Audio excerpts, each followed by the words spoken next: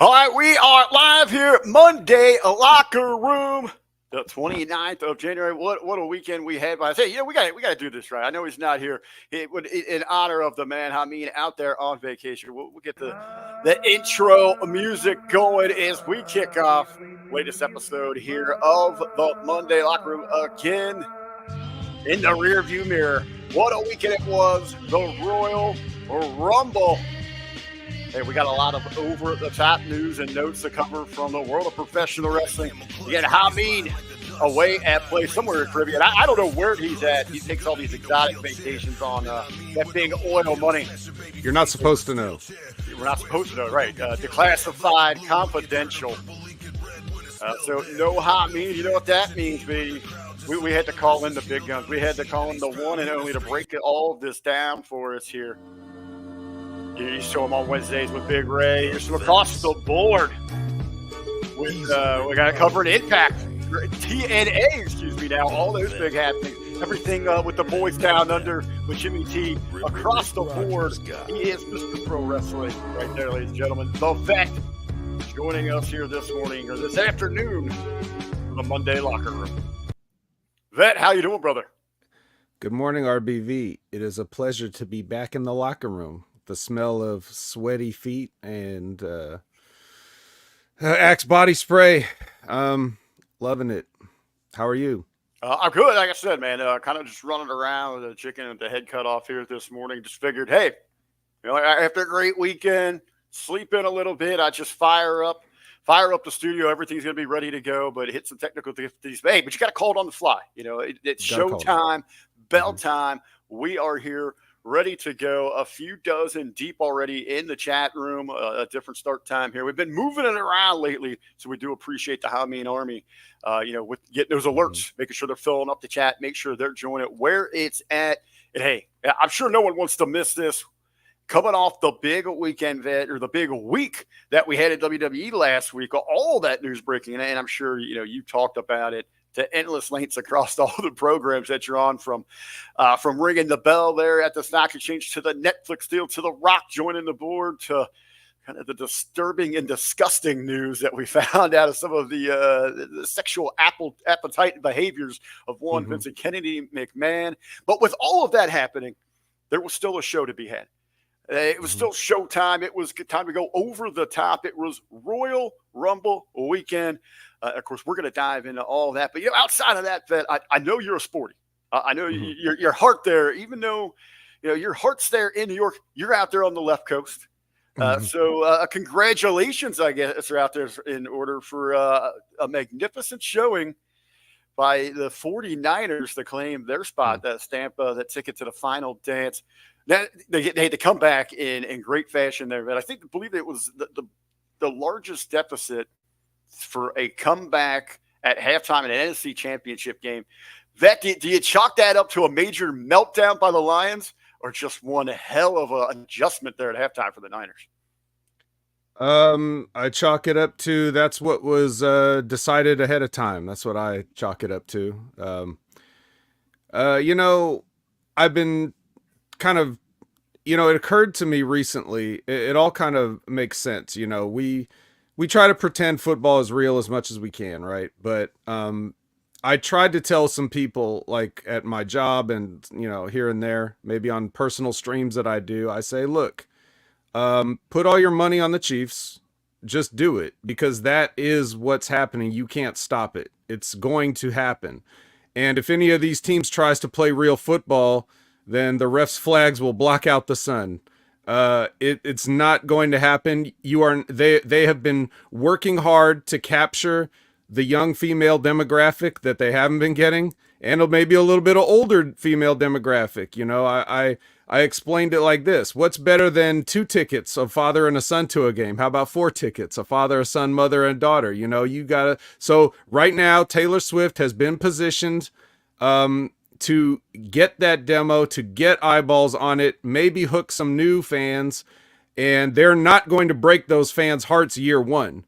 They're not going to take away that Super Bowl Disney honeymoon from Travis and Taylor. Okay, it's just not going to happen. Imagine that, them guys outside the Magic Kingdom riding on the float. Taylor dressed as Cinderella, him Yep. as Prince Charming. What an image that's going to be.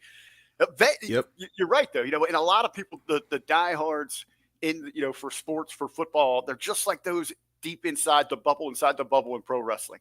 They think it matters about the moves, and this is such a pure art form that these people are so passionate. They forget it is first, it's entertainment, and it is a business, and that's what they're there for. And the NFL does it bigger and better than anybody else out there right now.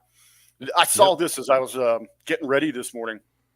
It's estimated Taylor Swift has generated an equivalent brand value of $331.5 million for the Chiefs in the NFL.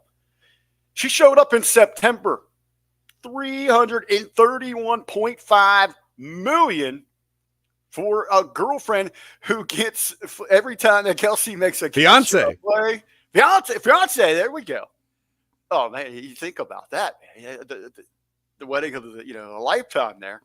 331.5 million. Suck on that, ladies and gentlemen. MVP of the league.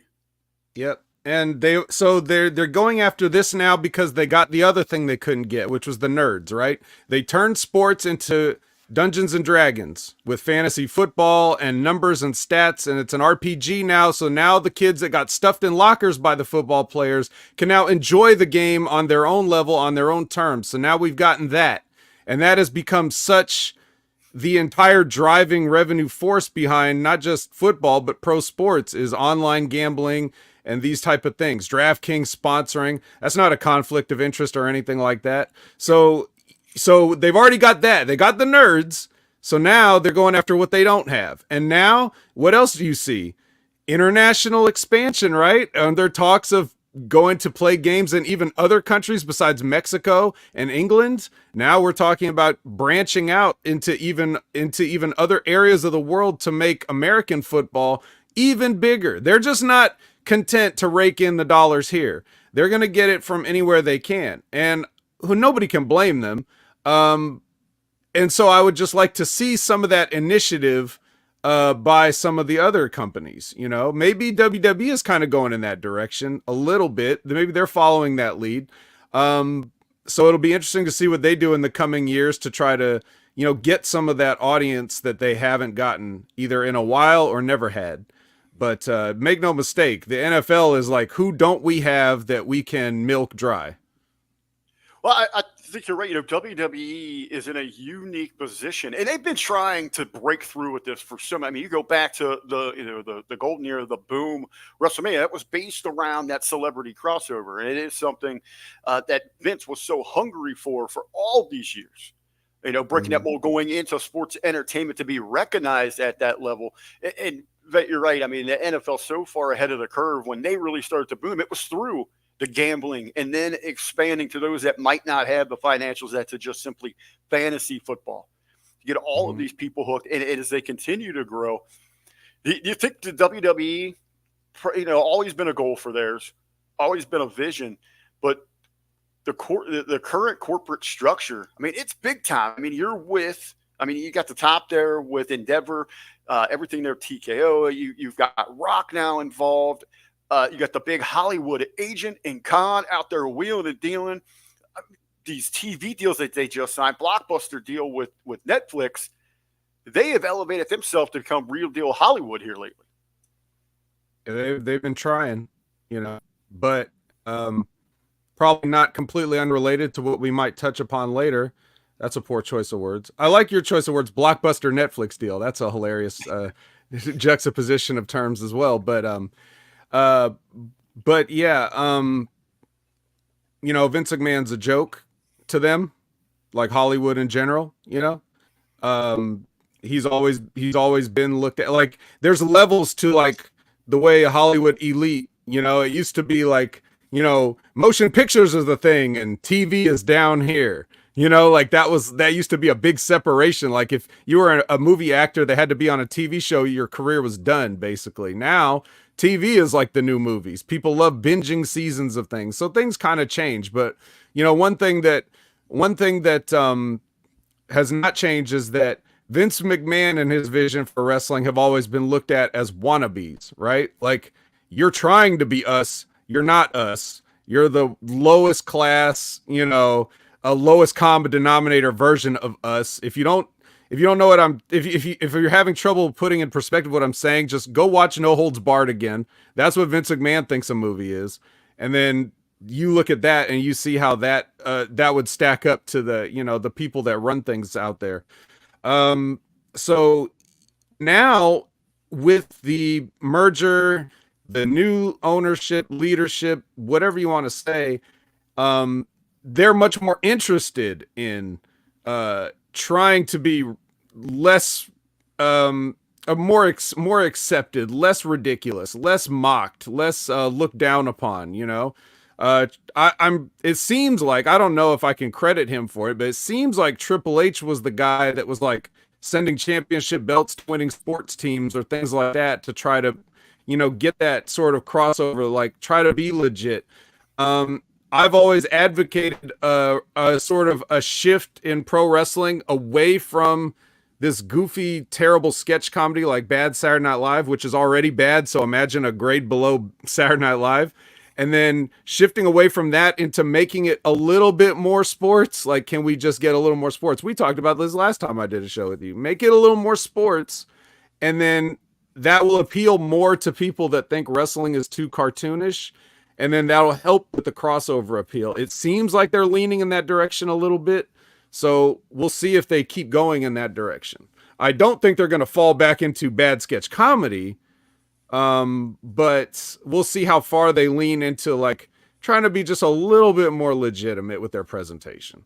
Remember the short-lived WWE studios when they were out there making movies, pal? Wasn't short-lived enough.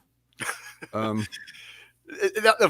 you talk about mirroring more an actual realm of legitimate sports, and getting away from the cheesy, just second-rate Saturday Night Live. Where's the fine line though? Because you to me, that screams of abandoning the values and traditions of professional wrestling, where you connect with character and storyline, and get where we are in a lot of ways with AEW of just trying to matter where movesets matter, and that's proven that it's not selling.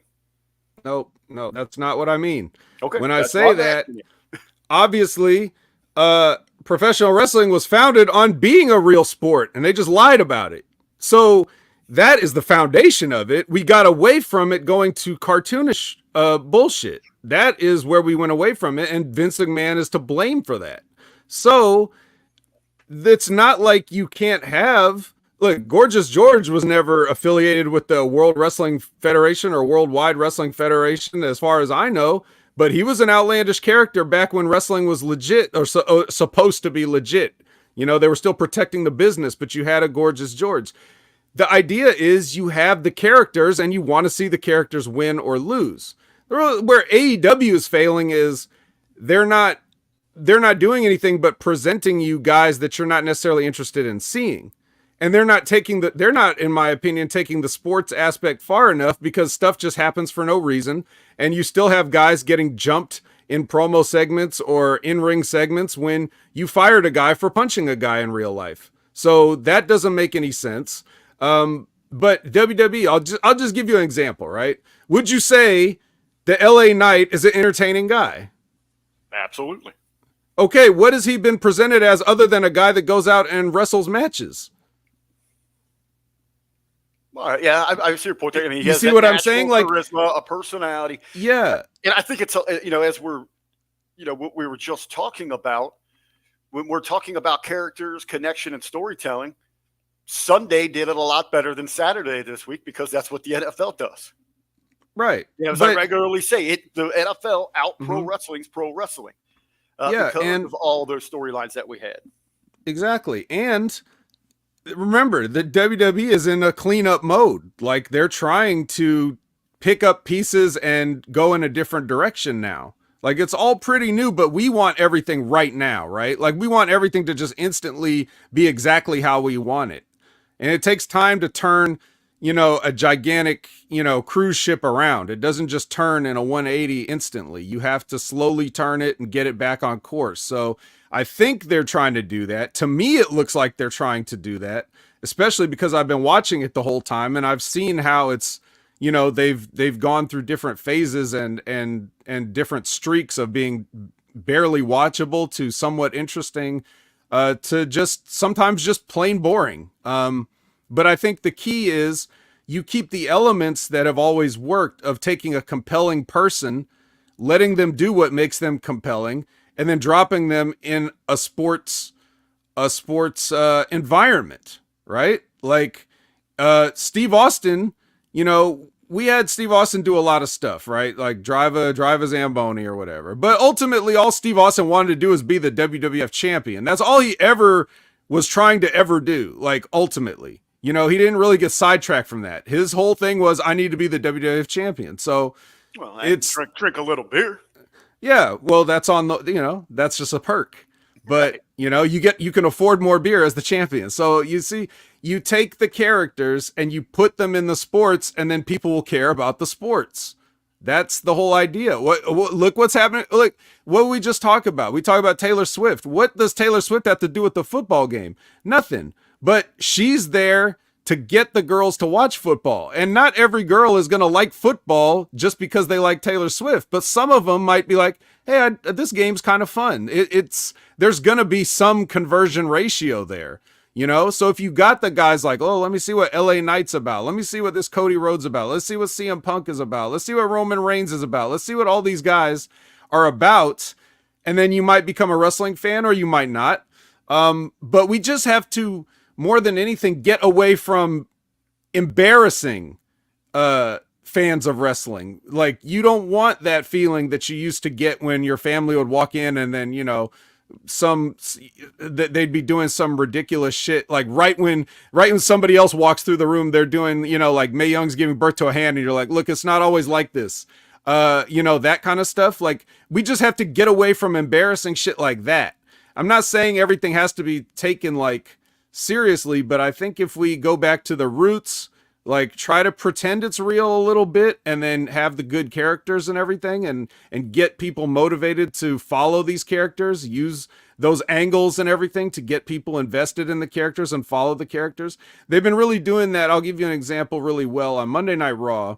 They've done that because they've got Drew McIntyre, CM Punk, Cody Rhodes, and Seth Rollins are like four guys that have sort of been like going in a revolving door of doing promos, face-offs against each other, but no physicality.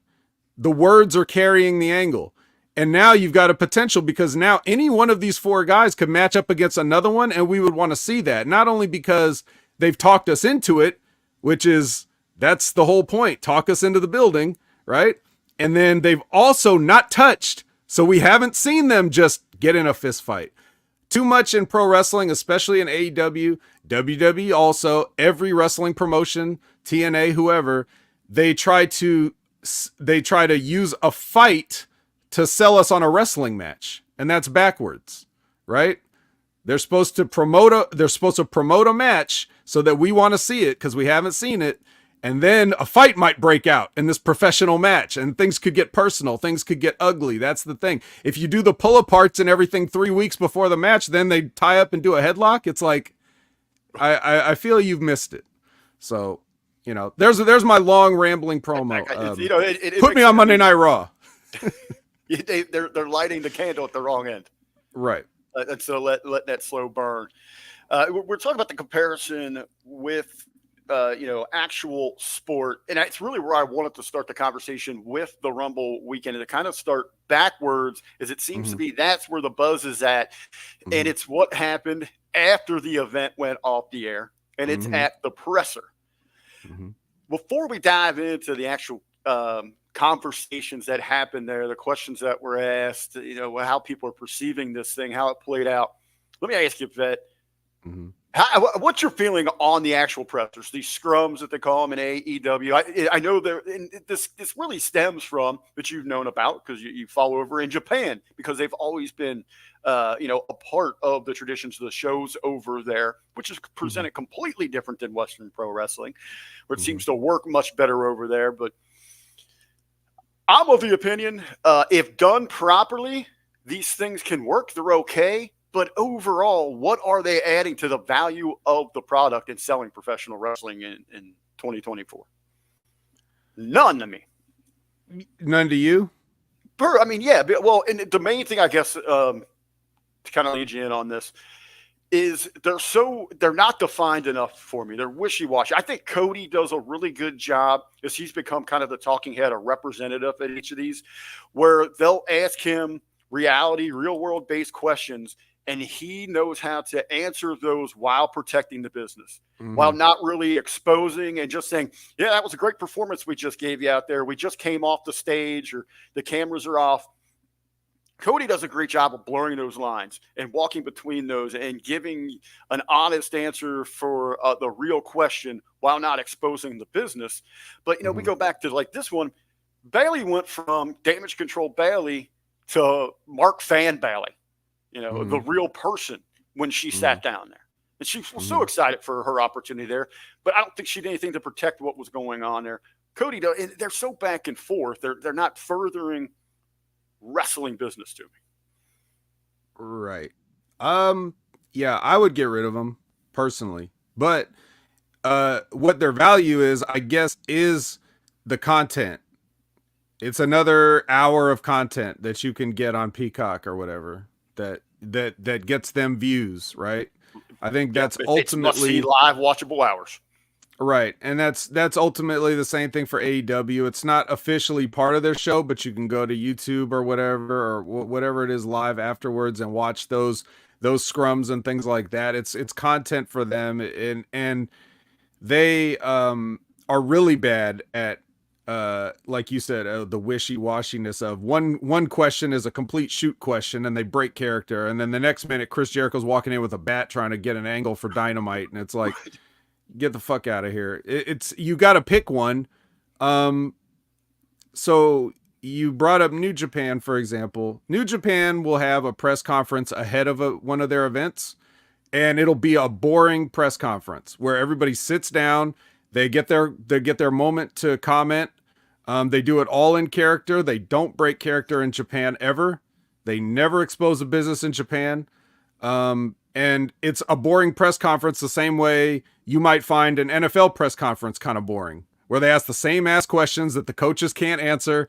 And then they just, they're like, what are your thoughts on, what a generic question, right? And that ends up being like, so in Japan, they just give everybody their chance to cut their little promo, say their comments or whatever. And it's very businesslike. It's very matter of fact. There's very little, they don't really do a lot of angles there.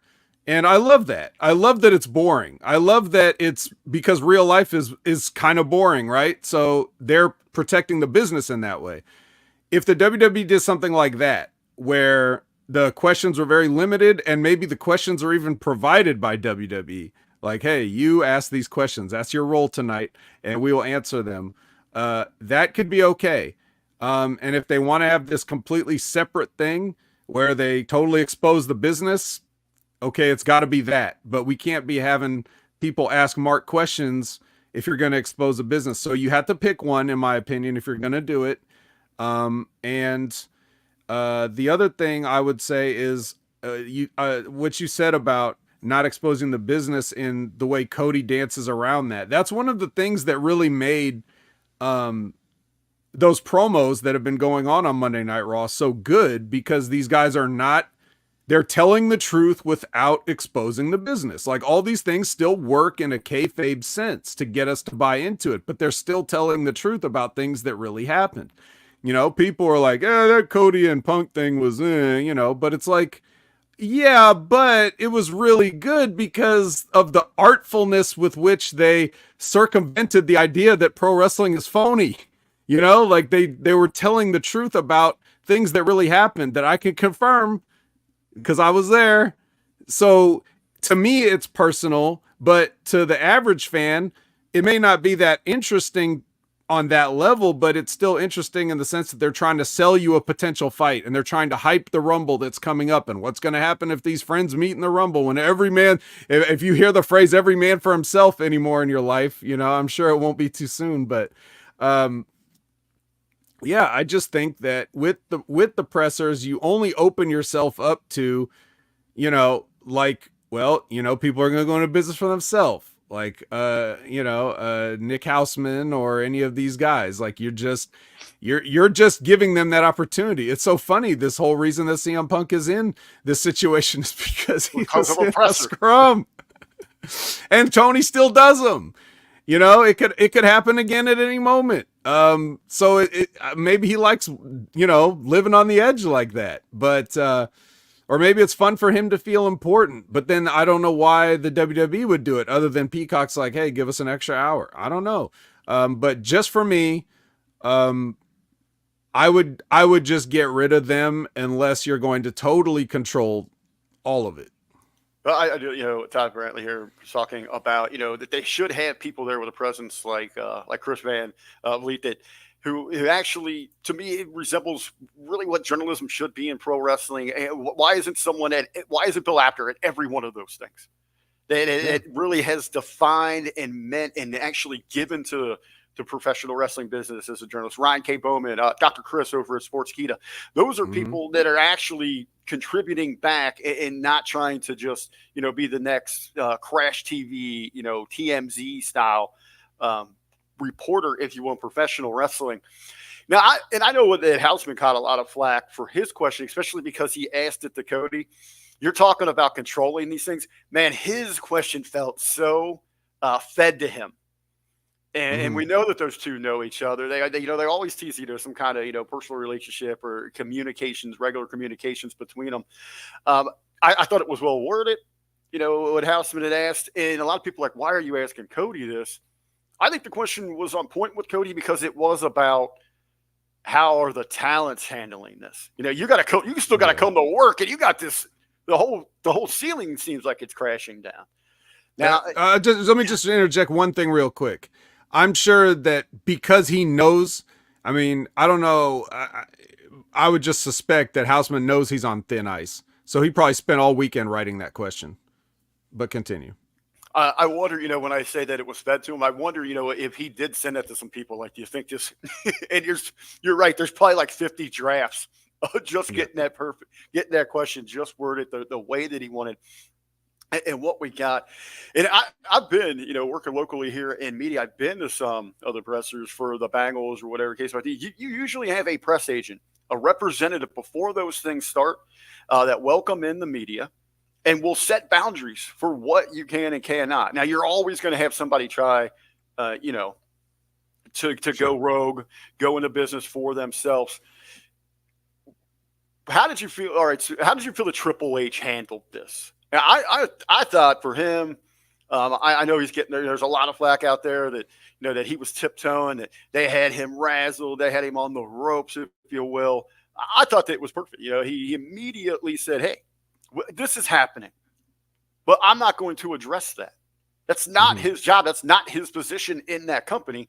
Let's talk Mm-hmm. about what I do handle, and that was tonight's event and the talents." Yeah. When people get asked questions like that, I know there's things that they can and can't say for all kinds of various reasons. Um, but I'm an advocate of telling as much truth as you can. The same way you are a pro wrestling, if you're promoting, like I said with the guys that are cutting promos on Monday Night Raw and everything like that, you tell the truth in a way where you're still working the people how you want them. So if you trick people into thinking that you gave them an answer when you didn't, that's the art of it. What Triple H did was just say up front, I'm not answering this. So that just makes that makes you sound more guilty. It makes you sound more complicit. And it makes you just sound like you're exactly doing what you're doing, which is dodging the question. You don't have to answer the question, but you can pull the mind trick and give people enough that they think that you said more than like they're getting a little something for asking the question, and he just didn't do that. I'm not criticizing him for not doing it. That was just his choice of doing it. I'm just saying that whenever people ask me things and there's part of the answer I don't want to tell them, I leave that part out and I tell them as much as I can so that they feel like they got what they wanted. because they don't know. If they don't know everything, that's why they're asking you. So if you give them something, they'll think that you give them all that you had, right? I don't know if I'm explaining that right, but I get it. there's a way to answer these questions without coming off like, and Tony did the same thing when he had to get asked the questions about Jericho and whatever, and people were doing that thing too.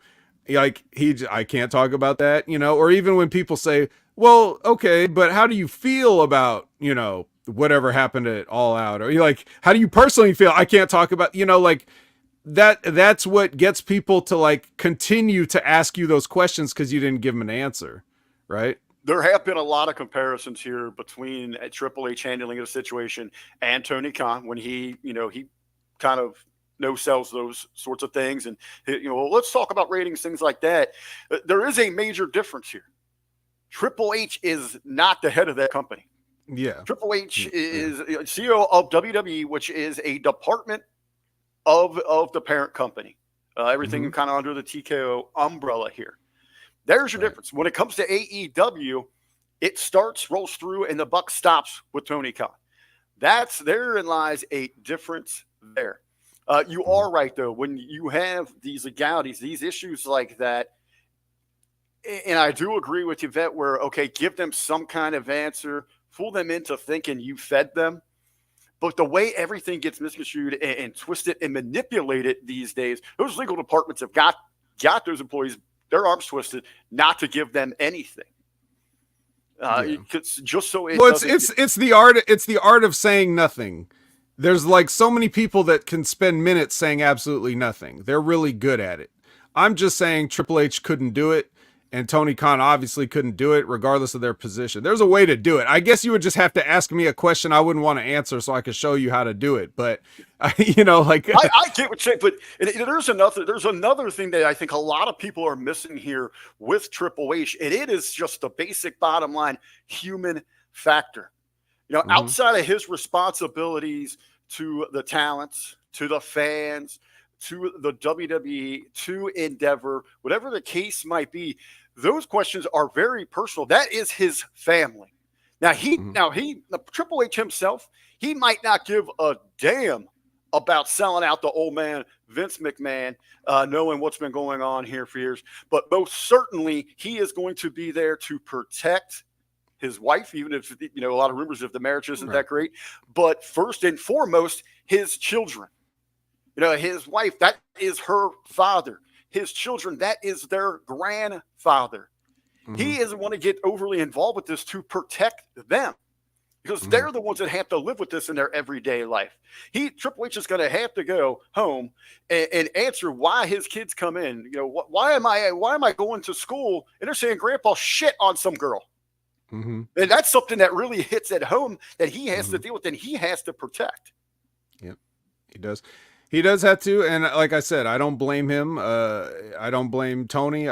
It's just a matter of your social skills and your abilities to deal with these things within the legal confines, and that's fine. Like I don't hold it against him. Matter of fact, I'm on the record as saying that I believe Triple H had a big hand in orchestrating all of this. So I, certainly wouldn't expect him to talk about it. But that's, you asked me the question, so I gave you what I think. I think he even could have done better than he did at avoiding it. What's been your reaction to if it's pundits, journalists, fans alike that are just like taken back and like just absolutely shocked that this could happen in the wonderful world of professional wrestling? I mean, someone has seen it so deep inside and it's, at its highest levels that, even somebody like me, that it's just kind of dipped a toe in it and, spent the last 6-something years learning firsthand from the likes of you guys. I'm just like, I can't believe that the rose-colored glasses that people have on with professional wrestling, Yeah, this, shit. Probably, I'm probably guilty of some of this shit. Yeah, probably. Hopefully not as much, but I just, well, I'm glad because that means they've lived a blessed life. That means that they're still asleep. That means that they don't know how the world works. It's not just pro wrestling, but it's especially pro wrestling. It's like, dude, the whole thing was founded on criminal activity. It's fucking, it's the professional wrestling was a grift. So what, how do you, of course it's not on the up and up. Of course it's been illicit and degenerate this entire time. Of course. It's only with the sort of like, the way it's been sort of glamorized since the 80s, because of Vince McMahon in large part, that people think that it must be just so, because it appeared so kid friendly on the outside, and then you just forget, but it's always been just, it's been populated with criminals and grifters, and this is nothing new for us. But then again, we have to remember there's a whole generation of kids that were born, grew up to be 18, and have only known Dwayne Johnson as an actor. So we're old. Let's face it. I like this one here, Frank's Pickerel. Some guys and girls are sick sexual people. Shocking. I wouldn't even say some. I'm gonna say nearly all. Just in society, you got to look at all this, the top societies that we had throughout the history of our existence. And you've seen this with the Romans, all the crazy shit you hear from their orgies and just throughout time.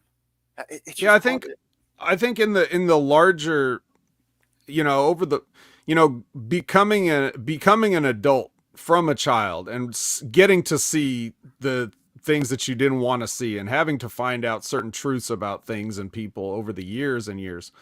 One conclusion I've come to is that everything on this planet is just designed and constructed for people to do whatever they want and get away with it. People have built businesses around it, religions around it, everything around it. They just want to make excuses and ways for them to do whatever they want.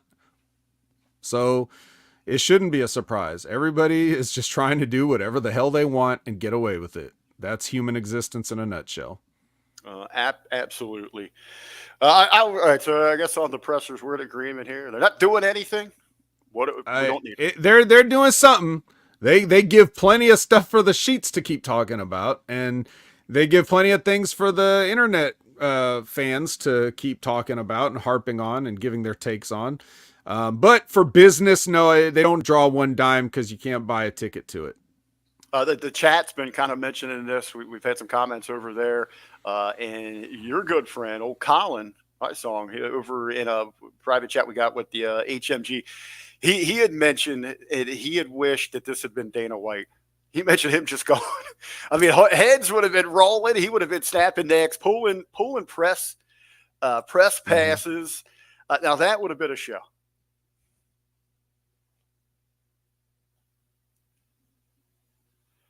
All right, so at Vet, were you still there, bud? Did you freeze on me?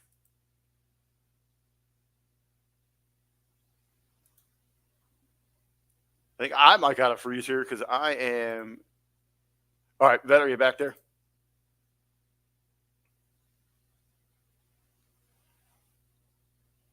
All right, Vet froze on my end here, so we'll wait for it to come back. Here it is. There it is there, bud. Sorry about that. I don't know what it was.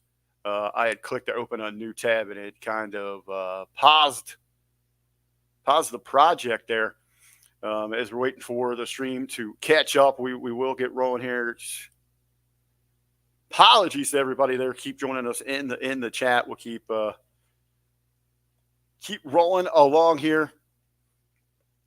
We will get going here, pulling up the Rumble stats. We'll just as Triple H wanted to talk about the big event, what was happening for the actual Royal Rumble weekend. That event, hey, a big hype, throughout. Let's give it. Let me see if I can pull that out, and then we'll bring him back in here.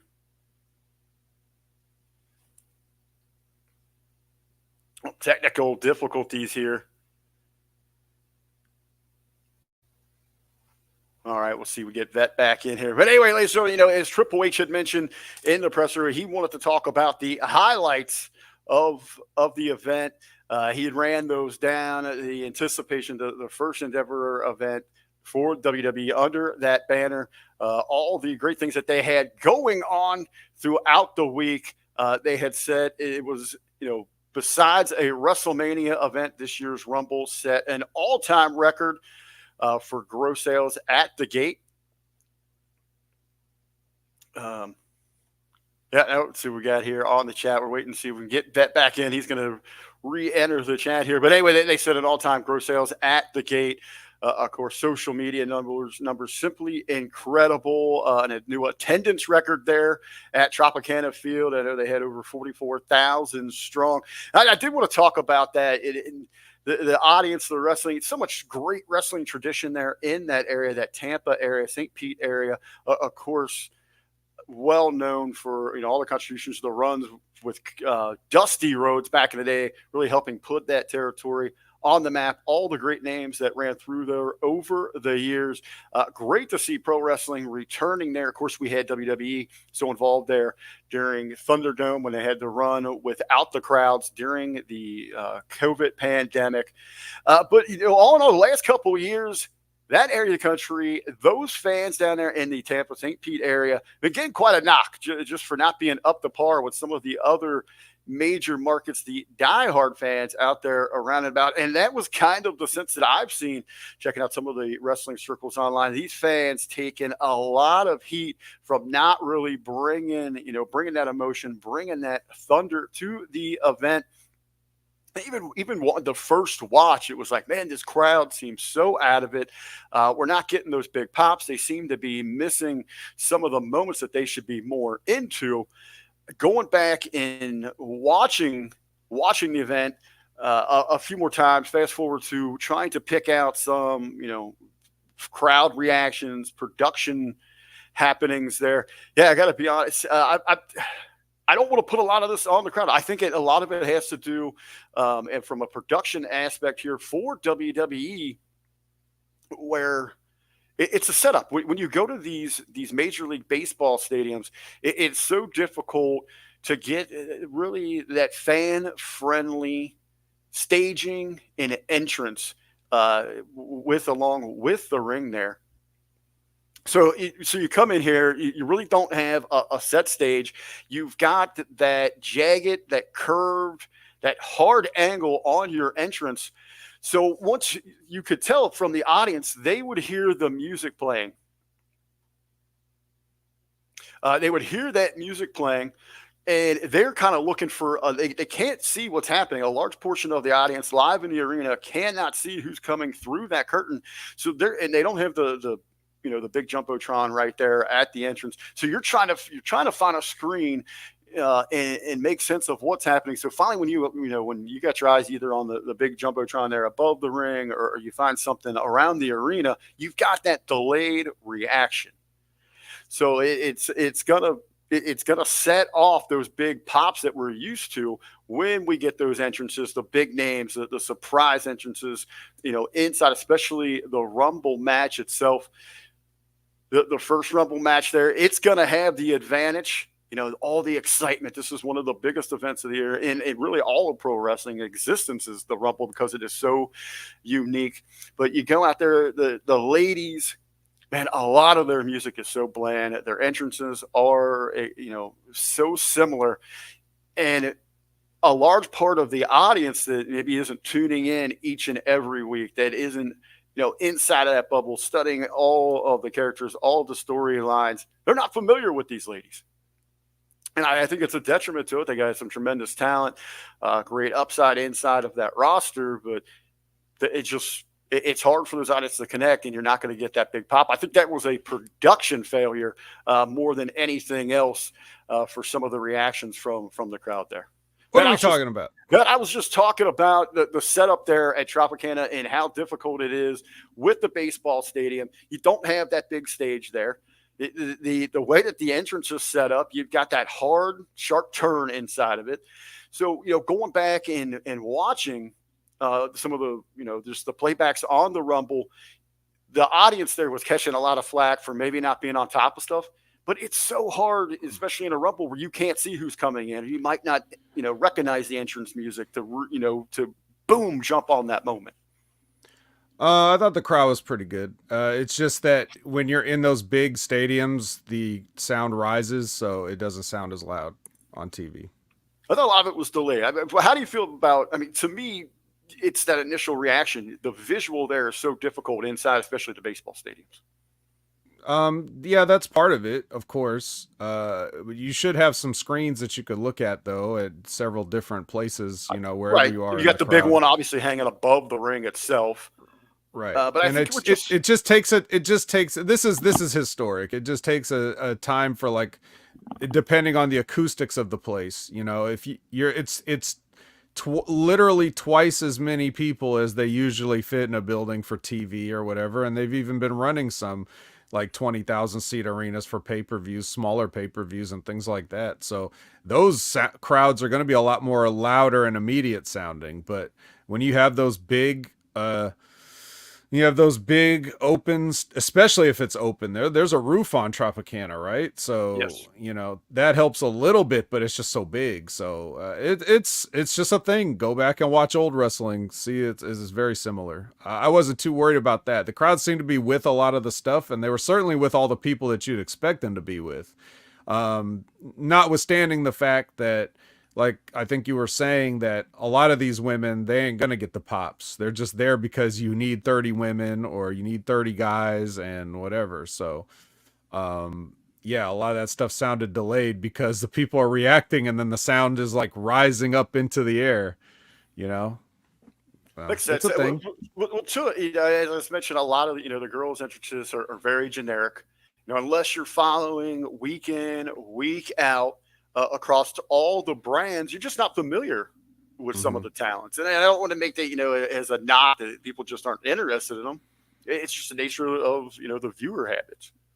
Yeah, and there's only so much time, that you have to allot to your roster every single week on both your shows if you're WWE, for example. And a lot of the women are just have to settle for like a backstage standing by the Well, monitor segment. like at the NXT, all the girls have got to be in the one shot each and every week. Doing Right. something in the locker room. I did find it funny. I had my notes with the women's rumble, and we'll start there. We'll just kind of run through the card Hmm. here. But when they're running the resume, when commentary is trying to put them over, it was at least half of the field was they're a former women's tag team champion. But Hmm. it didn't occur to me until they're repeatedly saying this thing. How many times between the NXT brand and the Raw and SmackDown, how much they have moved around and people in and out of that women's tag division. Yeah, there's a lot of former tag team champions. I don't Well, know what to say. I mean, this is again, this is kind of one of the things I'm thinking of when I say things like it's a cleanup process. We have to get the shit back on track. We have to decide how we're going to use these pieces moving forward. We're trying to get them. We're trying to get people, like a taste of them a little bit. I think, for example, you have the K sounds, right? Katana and Carter, right? So like they put the belts on them pretty quickly, and I think that was just so that they could try to establish them quickly, right? Like let's just, hey, these girls must be something. Look, I know you don't know them, but look, they won the belt, so they must be something, right? It's an experiment. It's something like a quick adrenaline boost, just to get people like, oh, okay, I'll take them seriously, even though I've never seen them before.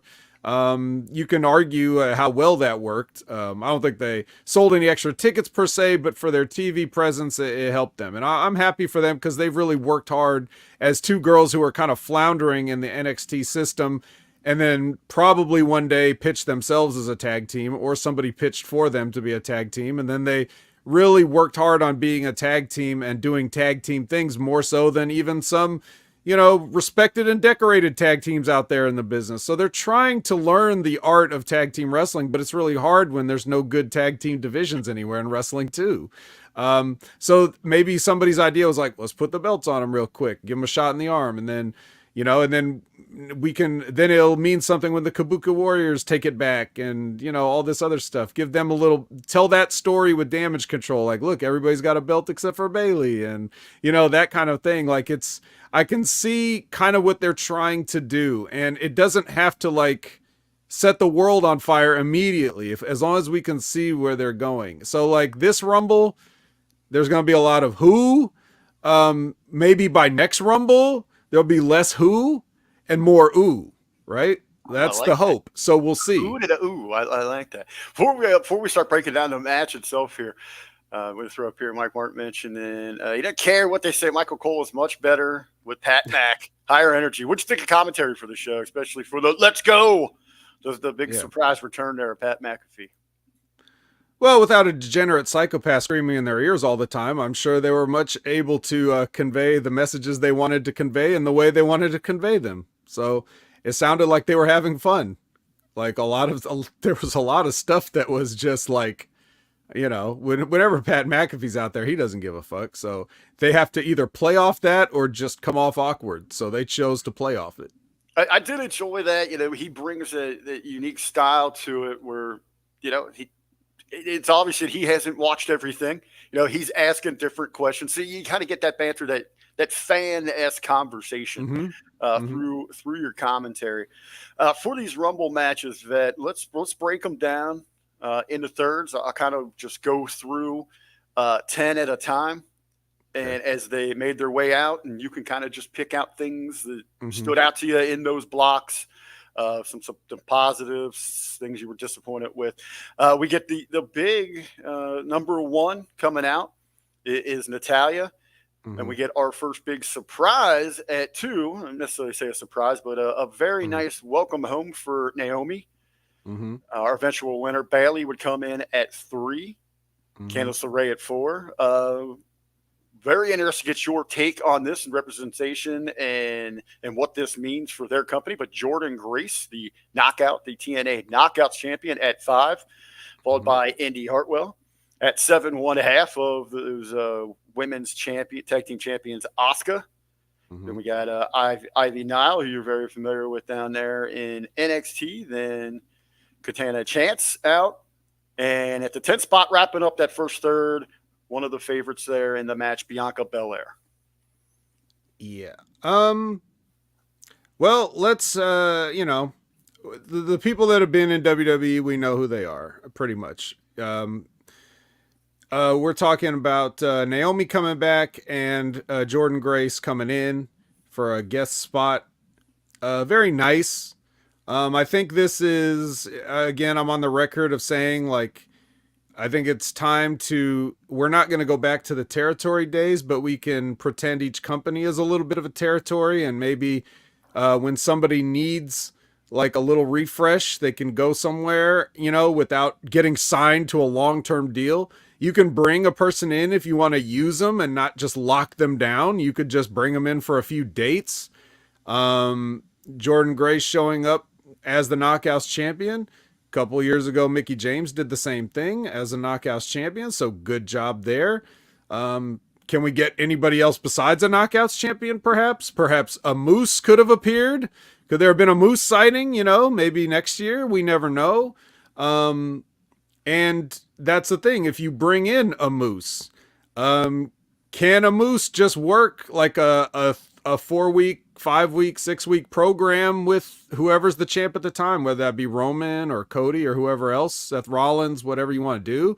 Can you just do that and then he goes back to TNA and that kind of a thing and get a little bit of interest on both parties? Like, why not? It's just something fresh. These are the kind of things that people don't want to do in the past, but it seems like WWE is a little more interested in doing a Triple H per se, because Triple H is a wrestling fan, so he thinks about things that perhaps he would like to see, and therefore probably a good segment of the fan base would be interested in seeing. That's another thing we don't get with Vince. He's not a wrestling fan, so he doesn't give a shit about that. He gives a shit on other people, but he doesn't care about what the fans want as much. So Triple H sees that. He's got that vision, and I like that. And so Jordynne Grace coming in, it's cool. Her and I like the Naomi thing. where they hug each other and just start hockey fighting, because this is the last time we saw them. They were hugging and then they got jumped in TNA, like after Naomi's last match. So, it makes sense that they would be on better terms with each other, but hey, it's every woman for herself. You're going to hear that 56 more times on commentary. So I like that. It was nice. We knew Naomi was coming back. We know the reasons that she walked out is probably somewhat related to everything else that's going on. Like not in maybe the only part, but in at least a tiny part. Like that's just another straw on the camel's back, right? So, yeah, I'm with it. Yeah, I especially liked with Jordan Grace. We're talking about that outside sort of mindset, maybe not familiar with everything, but Pat McAfee, just the put over Jordan Grace, that's their champ. They have got a machine. I thought the commentary was very complimentary, just not Grace, but TNA inside of itself, and for that short period that she's in there, a great rub for the entire company. And I've never been a big Jordan Grace fan. I'm just not a Right. big proponent of how she carries herself, represents herself on social media. Yep. And so that's I've cut a promo on her for that too. Right. So that's it. So I'll be the first to say that, man. I've never been to her defense. I've been one of those naysayers, but I got to admit, if she looked good here, she looked like she belonged inside of that WWE ring on that stage. Oh yeah, everybody in the knockouts division is at least as good as anybody in the WWE's. Not like, not like the elite of WWE per se, but certainly as good as anybody in TNA is better than Indy Hartwell, for example. Like that's just how it is. I'm sorry. So it's not like they don't have the talent there. It's just nobody's watching it. So with something like this, maybe that can change things. Would you like to see anything else? Maybe like a mention? It would have helped of how the hell people can watch TNA. That's not their job. Everybody has the internet in their pocket. Okay, go ahead and find it there. So our first 10 there, absolutely. The big standout there with Jordan Grace getting a nice run. She lasts 19 minutes. I didn't realize this. She didn't get any eliminations, but she had a few nice big pops and big spots, standoffs there inside the ring. We will go into our second set of 10 here. The second of the Kabuki Warriors, Kairi Sane, is in at 11. Tegan Knox, Kaden Carter follow up at 12 and 13. One of my favorites inside of this, I thought she potentially stole the show here inside the Women's Rumble. Great work, especially in the first half of the match at 14 is Chelsea Green. Her tag team partner, Piper Niven, at 15. Xylee at 16. Representing the LWO, Zelina Vega at 17. At 18, from the Alpha Academy, Maxine Dupree. The destroyer in here with 8 eliminations coming in at 19 was Nia Jax. And she was followed up at 20 by the tank girl herself, Shotzi. Business is picking up here in this group. A little bit. Act 1's a little bit of preliminary. Act 2's a little bit hotter, huh? Kind of looks like it's a formula or something. Let's see. What do we talk about here? Chelsea Green. Chelsea Green's just happy that she survived not being eliminated in 5 seconds, I guess, was her thing that she was very, very happy That about. was a big pop inside of itself that she was able to outsmart that, not see history repeat itself. Right. And only one woman is winning this.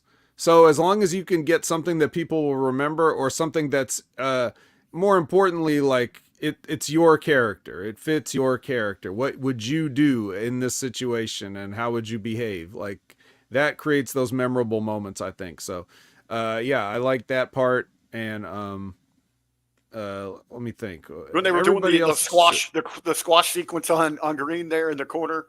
With Piper and Jax was good.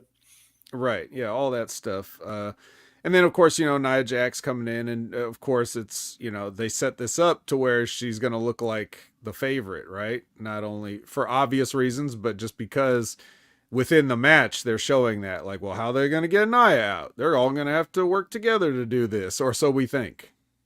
Because they tried that and it didn't work. She busted out. Nia, get that big spot on the corner. She bust out of there, showing the dominance. Again, 20 minutes for Nia. A good outing there. I thought she showed some stretches where she seemed tired, but she gathered herself and got back focused inside the match. Yeah.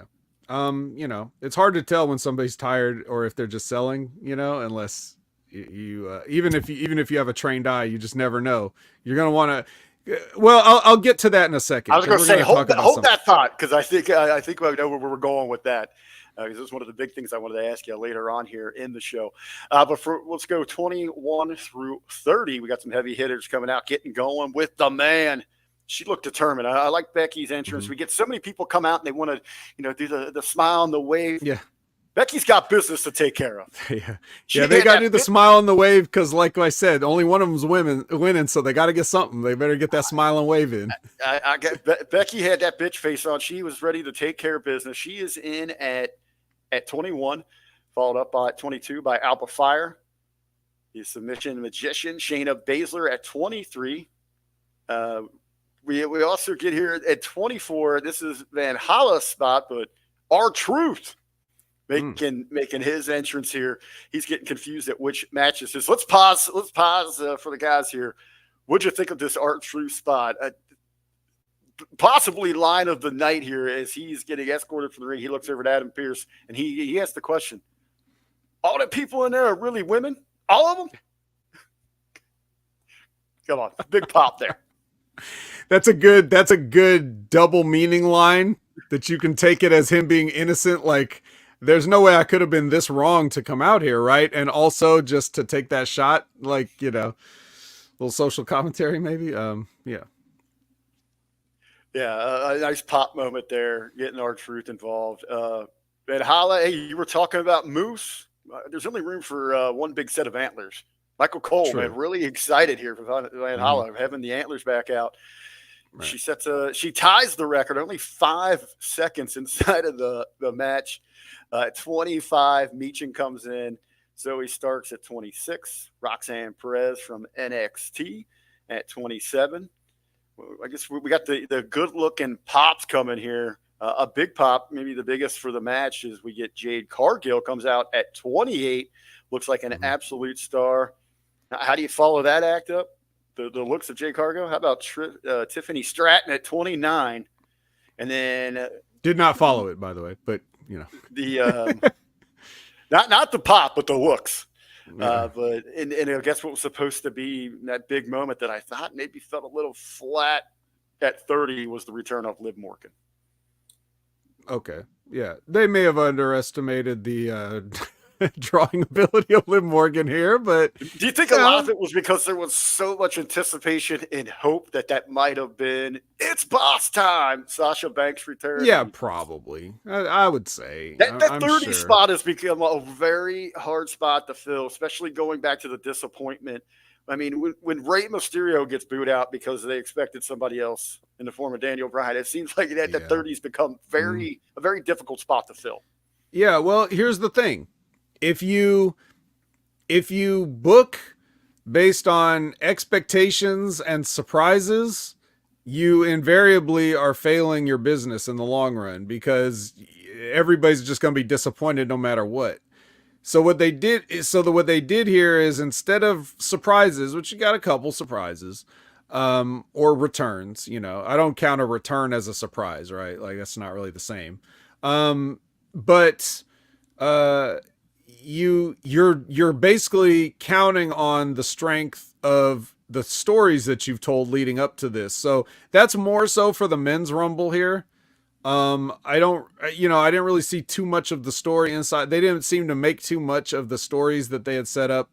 You had Becky and Nia and stuff like that, but and Bayley with Damage Control, I guess, but they haven't really decided if they want to start telling that story yet, because you kind of see where they're going to go with it, but they haven't. It seems like they keep changing their mind because things keep happening, right? So they haven't really started in earnest yet. So, but that's the thing. You either just do the Rumble like it's supposed to be, which is the springboard for your WrestleMania stories, or you just try to pop the crowd and get surprises and bring in people that are just going to get eliminated.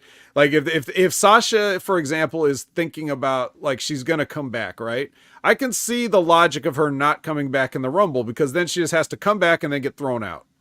And that's not necessarily the hottest star making showing, right? You might want to bring her back where she can make more of a serious impact or whatever. Um, Same thing if people thought Okada was going to show up in the men's Rumble, possibly. Like, you got to throw him out. So maybe don't do it. And maybe it's better not to book a surprise just to get thrown out, I can see the logic of those things. And without knowing everything that they want to do, it's hard to, like, for me to come down, one way or the other on them too much. So I just kind of go with it. So we got, people watching on Facebook here feeling lonely. Hey, head on over to YouTube, do a search for the Hamin Media Group there, Kurt, and get in with the chat with everybody else. A lot of great conversation going on in the chat, and we got a couple dozen joining us. A special start time here, early afternoon, Monday locker room. Vet, we're talking about, hey, you gotta eliminate them. And that is a big question. You enter, either if you're introducing somebody returning, you don't want to take away from that, no pun intended here, impact of the moment. What did you think about how they handled Jade's elimination there at the end? Oh, it was good. Like, it was the last one, right? Pretty much her and Liv got dumped. So yeah, Liv catches her, and then in the wake of that situation, Bailey catches Liv. Yeah. Yeah. And they're out there, and she's hanging on. She almost gets the cat to get back in. They are just wailing on her, taking everything that Bailey and Liv have to, just a little bit of damage there to Jade, especially for a first outing, right? Yeah. On this stage. Yeah, no, it was good though. I thought Jade, I thought they did that. Everything with Jade was pretty good, like with the stuff that they had planned. Now here's where the issue was. Jade had to be selling way too much because nobody came and got her. If you notice that, there's a part where she's laying in the there's a part where she's laying in the corner for what felt like the length of a Rumble match. She just laid there because nothing had been done to her that she should have to sell that much. But when in doubt, you just sell in the ring, right? When you don't know what to do, you just sell. And no one went and got her. No one went and started pummeling her or, telling her what, come and get her for her next thing or whatever. She just had to lay there. So you could tell that was a little bit awkward, but that's just like a real nitpick thing that I saw. But like just the spot of her, just like, no, I'm just going to eliminate Nia Jax. No problem. Like I like that, like no struggle to lift her up, just that stuff was really cool. She looked dominant. She looked like the favorite, and it just got taken away from her. She got robbed, which Bailey the heel, that makes sense. Even though weirdly Bailey's sort of like riding that fence, like they're probably going to turn her face at some point again, but right now she's supposed to be unlikable. So like this was a good spot to get some heat for Bailey, and she did. But then it's like Bailey has that equity with the fans, so they're happy for her that she won. Even though she's supposed to be a bitch, right? So it's like, it's just one of those like kind of awkward things. But overall, I think the main story here was Jade makes her in-ring debut, and I thought she acquitted herself very well. It was just that one little thing. So one of the other people that was just fucking off in one of the other corners should have went over there and started like kicking her or telling her, hey, get over on me here in this corner, flip me around and start hitting me or whatever. As Media pointed out there, it seemed like that happened a few times where people were hesitant to go at her. Even when, who was it? Was it her and Bianca? After they had, were standing there at the ropes looking down at the floor after elimination, it was even like weird that they were waiting for their spot. This match itself, a lot of people were high on this thing. They thought that the women's Rumble was, I've seen this multiple times. It was fire, if you will. It seemed that throughout this match, these ladies had a lot of time, a lot of trouble in their timing and slowing things down to set up their spots. And it just, for me, it just threw off the pacing and the energy like crazy. Yeah. I mean, that's just going to happen when you pre-plan stuff. Because all you're thinking about is getting your one thing in, right? Meanwhile, that's one thing if you're in a singles match, right? Like, let's say you got some stuff that you planned out to do, right? So you're trying to do it, and somebody with a discerning eye can tell when somebody's just trying to remember their spot and when they're actually like working and being in the moment, right? That's okay and all in a singles match, even though it can be awkward. In a rumble, there's lots of people that are just all around you doing stuff. So you're like in that ecosystem, you're trying to get your spot. You're waiting for your turn in your spot. And if somebody else has a spot and this other person has a spot, and maybe they're a little behind on their timing with their spot, and your timing's off, and so it could start a domino effect where everybody just gets confused because instead of just reacting. So like I said, Jade was waiting for her spot in the corner and nobody went and got her. So she just had to lay there for like 5 minutes. And then that's because somebody else couldn't break off of their spot and just change it up, right? Or Jade didn't want to, as the rookie in this situation, she can't just go. I mean, she should have. She should have just gone over and started hitting somebody just to not lay there, right? But she probably doesn't feel like she has the agency to do that. Like, so out of respect, she just sells in the corner and it gets awkward. You got fucking Maxine is not TV ready and she keeps being on TV, you know? It's bad. So yeah, these things happen. Yeah, just people saying, this is the best women's rumble ever. It's like, yeah, compared to what? I don't remember what happened in any of them. I was going to say, this is the curve this low, that this is, Yeah, I barely remember who won the other women's rumbles, let alone what happened in them or how I thought the booking or the flow was. Like, I couldn't even, they haven't even been doing a rumble for that many years. So it's yeah, this is just going to happen. It's always like happened. How the commentary in the promo packages, like when they're mentioning the women's, like she broke in the history of the women's rumble. She had the longest. Like there's only been like 5 of these sons of bitches.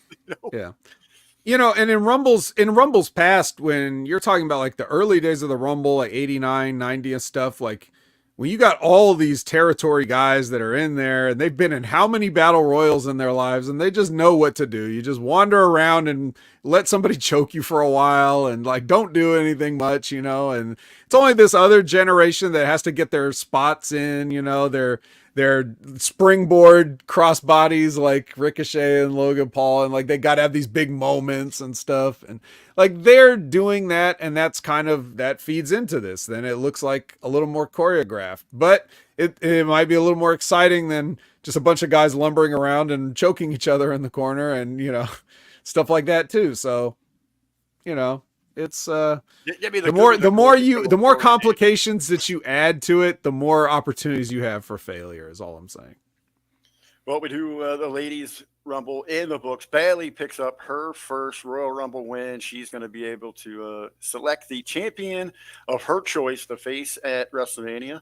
It's one of the things that I was at this point, we didn't see more interaction there, which Damage Control, which you make perfect sense of that, man. They don't want to start telling that story yet. We've got a lot of time between now and WrestleMania to let that unfold.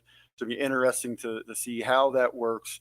And then, of course, if she does go with Io Sky, then what's in store for Ripley and how do we get there? We switch gears here. I was a little surprised by what came out in the 2 spot.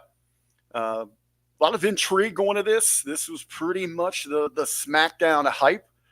As Raw kind of took the headline for the men's Rumble match itself, but the big fatal 4-way, the champ, he was going to make an appearance here, the Universal Champion Roman Reigns defending against AJ Styles, LA Knight, Randy Orton. Coming into this thing, and crowd was hot for it. I was arguing with Jargo about this. Yeah, going into the match, he was like, "Yeah, it's so obvious what's going to happen." I said, "But there is intrigue with the stage here, what's happening, the dynamic between the other 3 with Orton, with LA Knight, with Styles, the small chance of an upset here. The journey to this destination was pretty good. How did you feel the match delivered, Vet? I mean, the match was fine. I don't like fatal 4-ways or triple threats or those kind of things. I just don't enjoy them. They were overdone. First of all, in the past, however many years, 15 years, 20 years. Like, I just seen a lot. It just seems like a lazy way to get everybody into a match. Like, well, I don't know, let's just have a fatal 4-way. So, a lot of that. Was So this I a don't really lot? Did care, they go but 4-way to protect more people so somebody didn't have to just go out there and just take another straight loss? yeah, I think that's part of it. I think it's just a way to get everybody in the match. I think it's a way to build some intrigue between the other three guys that ain't winning. Because now they can all point the finger at each other for why they couldn't get the job done or whatever. Uh, you were talking about small chance of an upset. Everybody should think that there's zero chance of an upset, like less than a zero. Um, it's like you're by even by booking a fatal 4-way, you're essentially saying there's no way Roman Reigns is losing this. Well, So here, it's Goalie Blanchard has a question here, and this is kind of what you're talking about here. Roman Reigns matches are pointless to watch. Counter yeah, argue that.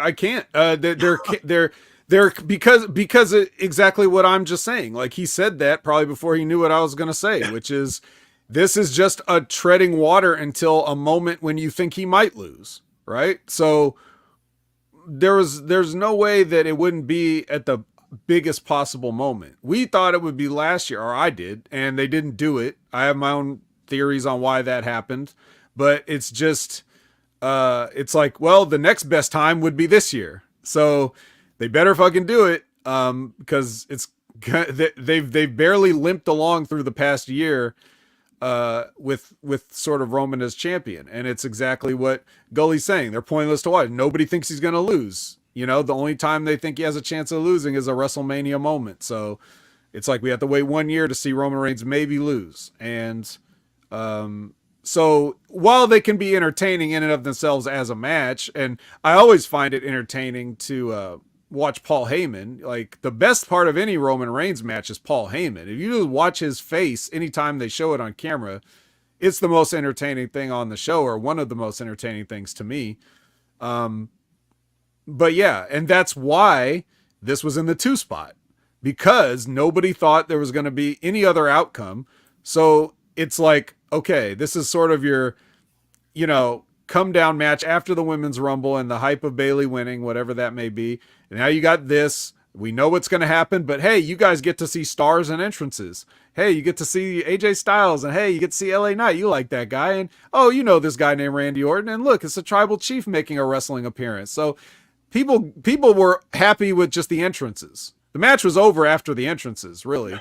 And then, they just needed to fill time on the show. So that's fine. But that's why it was in the 2 spot and not in the, in the 3 spot, I guess. Well, it makes perfect sense where there was more of a chance and intrigue and a potential who's going to win this thing with the United States Championship than the Universal Championship. We're talking about protecting the other three, the three that are not going over inside of this match. Styles eats the pin here. Where do those three stand here? That they have fallen once again. They're not going to get back to that level as we head here towards WrestleMania. Is their stock dropped, or as much as people were invested? I mean, three of the biggest stars inside of the company right here. Or are they mid-card fillers now? Or no, their stock ain't dropped. It's just that there's only so many spots at the top, so you got to rotate them. All these guys have been top guys. LA Knight is the most recent top guy, but he had the big money match against Roman already. So if you put him in a match with Roman, he's a top guy. Sorry, that's just how it is. I mean, once you cross that threshold, you can go back and forth. You're there. Now, with LA Knight, he's made right now. He's had that big match, as you said. Do you really feel that is he up to that caliber, though, of an AJ Styles, Randy Orton yet, or has he still got some ways to grow? In terms of what? In the ring? I guess in that star presence. For a lot of people, I mean, he has it. He's there. It's not a knock against him. It's just when you line him up, put him in that match that we saw at the Rumble, does he have all those tangibles? Is he on that level, or is he still just a gear behind? No, he's not. I don't think he's a gear behind. I think he's right where he needs to be, and the people seem to agree. They enjoy seeing him come out, and that's all you really need. Like it's, um, is AJ Styles, is he smoother in there than LA Knight? Yeah, but is he as charismatic as LA Knight? No. Like it's a trade off, right? AJ Styles has some rehab to do because he's been booked like shit for a long time and he's been gone for a while. Randy Orton is untouchable. Like the people will never not like Randy Orton. Well, Randy's Randy. He can do whatever the hell he wants. Exactly. So yeah, so he also has had that benefit of being the guy for so long. And like they've made him that way whether he was ready for it or not. Luckily he was good enough to be, to carry it when they gave it to him and stuff like that. But, it wasn't that long ago. I remember just the general wrestling fans being like, Randy Orton's boring. He's so boring. And now everybody loves Randy Orton. He hasn't done a damn different thing. He's exactly the same as he always been. The only thing that ever changes is his haircut and facial hair. That's it. And then now he's a beloved, like a legacy, the equity, all this stuff. Like everybody loves Randy Orton now. He hasn't done anything different. So he's at that level now. AJ Styles has been a main eventer, but he's also just been beat to shit a lot of times. Like just absolutely just, buried here and there. And then they bring him out when they need something like good, just hey, can you just make lemonade out of this? And then they put him in the back now. Well, maybe that's over with the new creative. But LA Knight, sure. I mean, why not? If the people are with it, that's the only thing that you really need. So yeah, I would definitely say that he makes up for some areas that AJ Styles necessarily doesn't have. So if you're going to put AJ Styles at a top guy level like that, then I think LA Knight could be there too. Yeah, I've just seen a lot of fans when you go out there and you take a loss like this, and I've seen a lot of conversation where people are concerned about that, and they don't understand those dynamics of the positioning and how the talents can easily bounce back and slide right into where they're needed to be. Somebody's got to lose. I mean, if we're just talking about LA Knight, he lost to Roman at that Saudi thing. So is everybody else.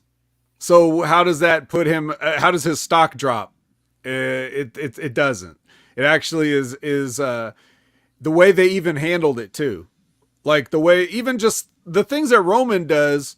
It's not like Roman's matches are so amazing because a lot of them are that sort of soap opera, like it's like some sort of Shakespearean play in front of you where you're just like, oh my God, would you just fucking pin the guy already?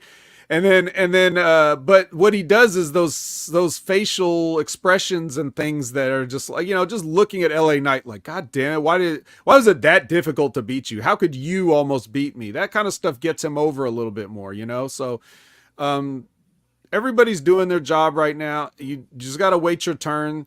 And then after WrestleMania, then different people, we're going to need new pay-per-view matches. We're going to need new main events, and these guys will be called upon at the proper times, I think. Absolutely. We kind of mentioned there in that 3 spot here, we got another championship match. Kevin Owens, who went through the tournament. Usually we get those tournaments, we usually don't have the personal stakes, but this has been a very heated program between these two. Kevin Owens going after Logan Paul in United States Championship. This has been a bit, built around that punch, that knockout punch. And it came into play here. Of course, we got the back and forth. This thing goes 14 minutes of great athleticism from Logan Paul. But everyone talking about the formula for the Roman Reigns match. We see that here unfold again with Logan Paul. He's got his little buddy from C4 jumps the rail. Did security ever just eye this guy during the match, before the match, where he's at? Right when he comes in the door, jumps the rail, but he gets blocked this time. Yeah. And security's trying to escort him out. We get Walla and Austin Theory. They're going to interject themselves to help out to pass the Nux in there. But it backfires. Kevin Owens with the loaded haymaker. Going to get the 1, 2, 3, but referee with the catch there. Kevin Owens not thinking ahead. The veteran that's invested his entire life into this kind of getting showed up where, the newcomer who can hide those Nux regularly. Kevin Owens gets exposed and gets disqualified. Paul retains with the championship. Yeah, interesting finish. Don't know if I would have done it like that, but that's what they went with, so it was good. This match was what it was. It was carried by, I guess, the idea of like, well, we need guys with Logan Paul that can hang on the mic with him. And even though Kevin Owens is definitely a different sort of charisma than Logan Paul, he's got his own little charisma, right? So it's a good contrast, but he can keep up. Well, They I can, think because they're so opposite. yeah. Logan Paul's the social media star, larger than life. Living that high life dream, and Kevin Owens really basically Mm-hmm. is the average Joe, right? The Right. And relatable guy that's out there in that audience.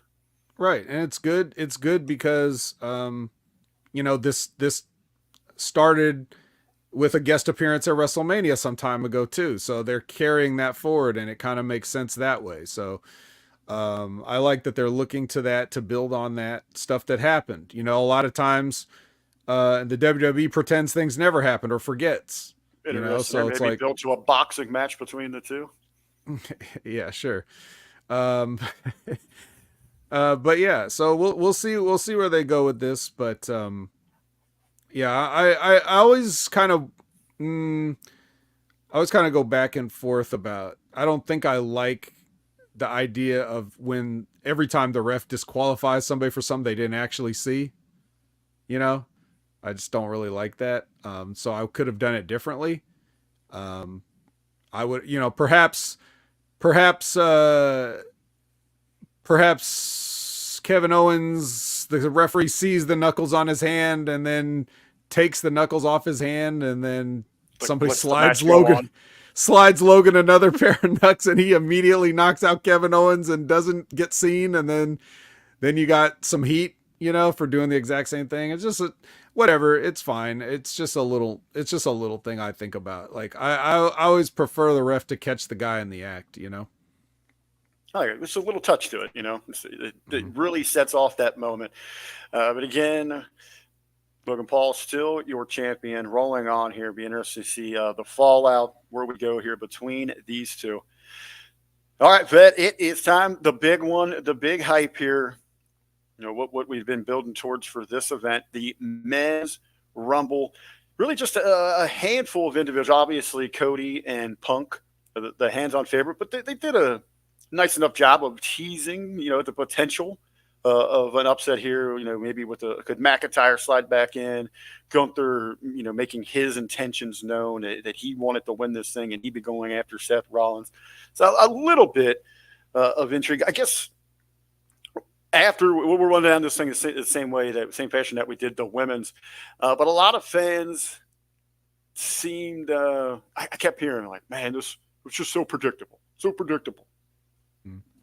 Which I don't know that's necessarily the case. I mean, obviously, yeah, we know the two major players, but there was the intrigue of who's it gonna be and how's it gonna be. Yeah. I mean, who else? It is a two-man rumble. Let's face it. Well, it Like, really, can you imagine? Think of all the. since '93 when you've put the WrestleMania stipulation on the thing. It's always just been a handful of favorites. Sure. But even more so in this case, where you're just like, well, it's got to be one of these two guys. People are kind of they're just looking ahead at the booking, right? So that's how they look at a match like this these days. I think with Drew McIntyre, for example, you just had him lose several title opportunities. So having him win the Rumble, like, no one's going to buy that he's winning if you didn't want to. He's not a hero in this situation. He seems like he's sour grapes, right? So you don't want him to win the Rumble. It's got to be both these guys talking about finishing a story. So it's one of them. Which story is it? And that's basically what they went into this with. And I thought that was fine. I don't have a problem with that. Absolutely. All right, let's run these down here. 1 and 2. I thought that this was a great way to start this thing. I thought there were some major missed opportunities inside the match, but we got the Usos starting this thing. Let's jump into the conversation with these two. some heat Convenient, here, convenient how they drew 1 and 2 somehow. right? Interesting, because we even saw the lottery ball thing this time, It's which was great. rather oozy, man. Rather oozy that we would get these two, 1 and 2, but they've been separated. Mhm. They were excited to see this thing. I thought it fell a little flat. They were slow to get after one another. I would have extended the clock. I mean, let's not pretend that they don't manipulate that thing when they need to. I thought it felt fast, and they really killed that moment by having Waller come out, go into a talking entrance, which I just completely killed the momentum for the opening of the Rumble. But then after that, we don't really see any interaction with the Usos throughout the thing. I mean, I would have loved to have seen them eliminate each other and brawl out of there through the arena just to continue that fire. A little much. I think that's the idea. You'd rather have not leave them wanting more than rather than leave them sick of it already. Because if you're trying to go to a singles match at Mania between these two, then I don't want to give too much of it away right now. So it's one thing to start them here. In my dream scenario here, if I'm booking with these guys at Mania, I want them high profile. One of my favorite all time matches because of the stakes, what it meant. Going back to WrestleMania 7 with Warrior and Macho, I want to see these two at Mania, career versus career. And to me, that's bigger than any title because you got to go out there and there can only be one oof, and just really light this thing up, career versus career, because you can lose a belt and come back. But supposedly on the line there, we were proven wrong with the Macho Man. But in that moment, that's everything. That's what I'd like to see. So I guess my inner thoughts on that thing. I would like to see more out of this too. But I mean, it's just they seem to forget each other after those 2 minutes. Well, there was one part where, like Cross was like. Jimmy was just encouraging Cross to kick the shit out of Jay, so that was yes, Jimmy just turned into try to be everyone's best friend. A bunch of handshaking throughout the rest of the match. Manipulate, trying to get help there. But we have the Usos open it up. Grayson Waller in at 3. We get our first return surprise, if you will. I know you keep those kind of in a different category, but Andrade at 4. Mm-hmm. Carmelo Hayes recently arrived on the scene there on SmackDown in at 5. Shinsuke Nakamura at 6. Santos Escobar at 7. The mention there that you said, Karrion Kross at 8. Big Booze rained down upon Dirty Dominic Mysterio at number 9. And representing the LWO, Carlito in at 10. Was this the like a record here for Latino Hispanic representation at once inside of a Rumble match? Or ever inside of a WWE ring, maybe outside of just the LWO as a group making their entrance? It's probably not a record, but I do think it was the first ever crotch apple we've seen. Yeah. So you had a nice little. I wouldn't have been that eager to bite into that apple at that point in time, but that's fine. I guess the apple was washed, and so was Carlito, so it's all fine. Crotch apples, was that maybe a rib at one of Vince's sexual fetishes? Could have been. I didn't read the whole 67-page document yet, so I might get to that part later. But yeah. So I mean, the story here is Andrade's back. I guess. I mean, that's like the main thing. We knew he was coming back. It wasn't too much. All the spouses are coming back. Like, it's just a matter of when they're allowed to. Keith Lee will be back whenever he can. Just like anybody that's married to somebody in this company is going to come back the first chance they get. So that's just a given. But I'm also glad that Andrade's here because I do think he's a great talent, and I think he's got a lot to contribute. So I'm glad that he's here, and it puts a new wrinkle into the sort of the civil war between the LWO and Santos's group. So now it's like, well, here's this guy, and he's known for groups, kind of. So, what's going to happen? Or is he just going to be completely divorced of all that and do his own thing? It's he kind of no-sold that there when Escobar wanted the act of solidarity. And he's kind of say, hey, but it's a nice teaser. We don't exactly know if it was Escobar or he's just there to handle his own business or, stay to the fundamentals of the Rumble, every man for himself. Yeah, he can do anything. You can slot him anywhere on the card, and Andrade will deliver. That's not a problem. Coming in at number 11, we got Karrion Kross in there. He had to keep his eyes open. Bobby Lashley in at number 11. Ludwig Kaiser in at 12. I thought his entrance was kind of funny there, as you had Lashley and his crew brawling out of the entrance there with Right. Karrion Kross and his crew. Yeah, because that's how quickly they got rid of Bobby Lashley in this. And yeah, I understand.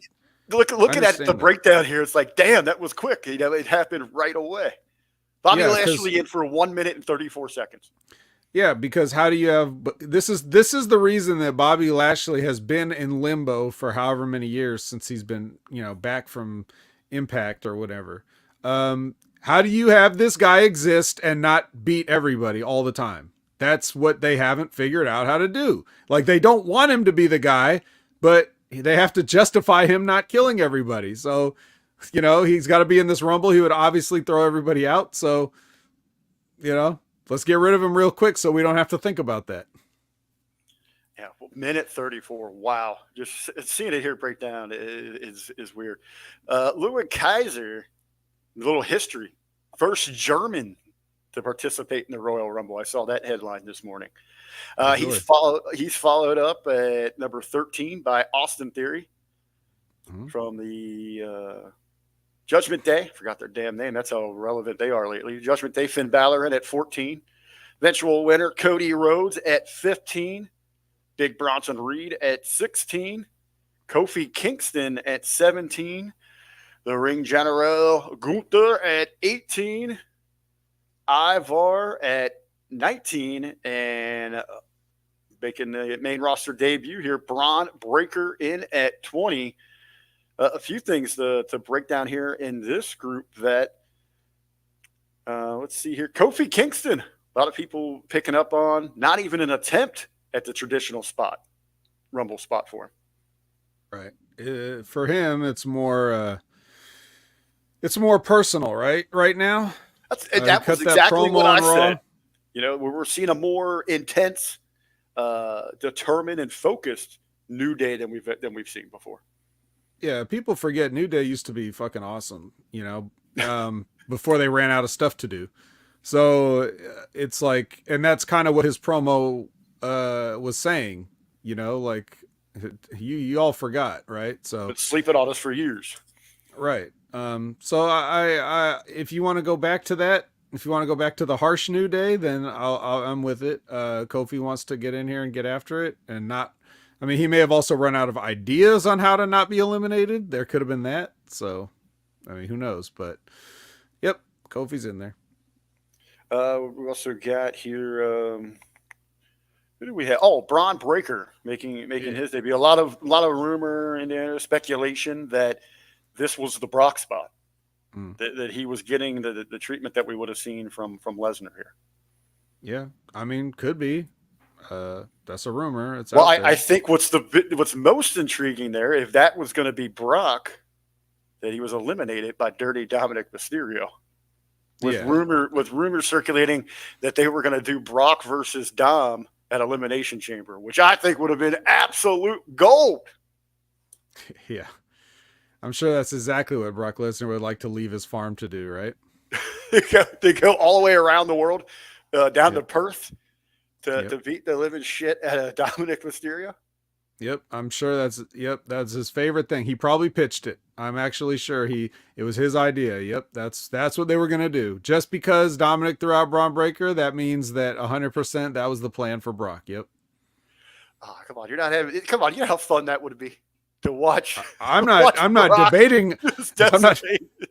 I'm not debating the amusement factor of it. I'm just more so the idea that would have been the thing. Oh, that's good. Yeah, that's the speculation that you see from a lot of fans out there. At number 21, the 7'3", almost makes his return. 22, Pat McAfee. He's got 38 seconds in there. Let's talk about that here because we've got Braun Breaker in at 20. Well, wait a minute. Do we count the seconds from when his feet leave the apron and get in the ring, or is it from it was a lot longer than 38 seconds from the time his name was announced. So, I mean, where do we stop the clock when he leaves? I don't on his own power. Like, I don't know. Timeout. How does that work? Yeah. So timeouts in wrestling. Yeah. But we've got the Braun Breaker and the showdown, the face-to-face there with Omos, and Pat's going to make his way in. He steps into the ring. He takes a look at those two, especially Omos, 7-3. He's going to rethink this thing. He's going to climb himself out over that top rope, jump to the apron. Give it a second thought. Give it a second try. Again, thinks better of it and eliminates himself. Yeah. Crowd wasn't happy with that. Yeah, it was really awkward. Yeah, I guess. But I knew that was going to be what happened as soon as they started that. As soon as he got up on the apron and stared at him, I was like, he's going to climb back out. Hey, man, I wouldn't want to get in there with that shit. Well, the funnier part was his commentary, because ever since Omos came out, he was like, how big is this guy? And Cole's like telling him all the stats and the rundown and everything. And then he finally gets in there, walks himself back out and sits down at the desk. Is like, how big did you say he was? You know, like he picks up right where he left off. So, you know, Pat McAfee, a joy as always. 38 seconds there for McAfee to be not to the outdone here. DJ McDonough at 3 seconds. DJ McDonough, oh yeah, he's my favorite. My t-shirt's in the mail. Back at it here at number 24. He's got the right match this time. Same number, right match. R-Truth makes his way into the Rumble match. 25, The Miz. Senior Money in the Bank. 26, Damian Priest. Yep. The big return. Everyone's been waiting for the on-air in-ring return of CM Punk at 27. Yep. Rather lackluster 28 here. Ricochet. Drew McIntyre, right. 29.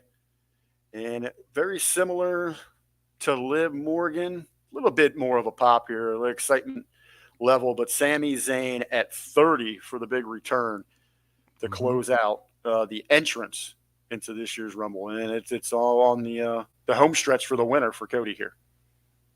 Yeah, pretty much. It was good. You know, well, it wasn't all good. Punk looked good. I mean, I watched his matches from the Garden and the Kia Center or whatever the fuck that place is called, or even if that was even it, like whichever one. But yeah, two. One out there in LA and then one at MSG.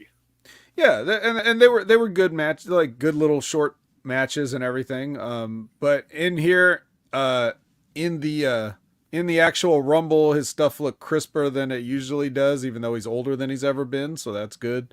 There was a video on YouTube of him like going to the PC and working out with, you know, like Braun and Trick and who else? Carmella was there and Pillman Jr. So like they were all working out and he's doing drills. CM Punk's doing drills and just trying to get back in ring shape. And I guess it paid off because he looked good in here. And the only thing I didn't really like was like, I didn't like the Walter elimination. It was just so weak looking. Like you could eliminate this guy any way you want. Just pick a way that makes him look, you know, not like a bum, you know, he should be a favorite to win. And you just like headlock him over. Like, fuck that. You got to set up some business here. Cause like if Cody finishes the story, right, it's just a natural that Walter will come after him and just take it right off him immediately, right? Well, you know, we Ben and I were talking last week and laid it out. You know, what are the? I think when we look back at 2024, you know, everyone's always excited about WrestleMania. To me, the moment, and it makes sense for Cody to take the belt at, you know, outside of finishing the story, you know, moving away from the, you know, things that's been happening here with Roman.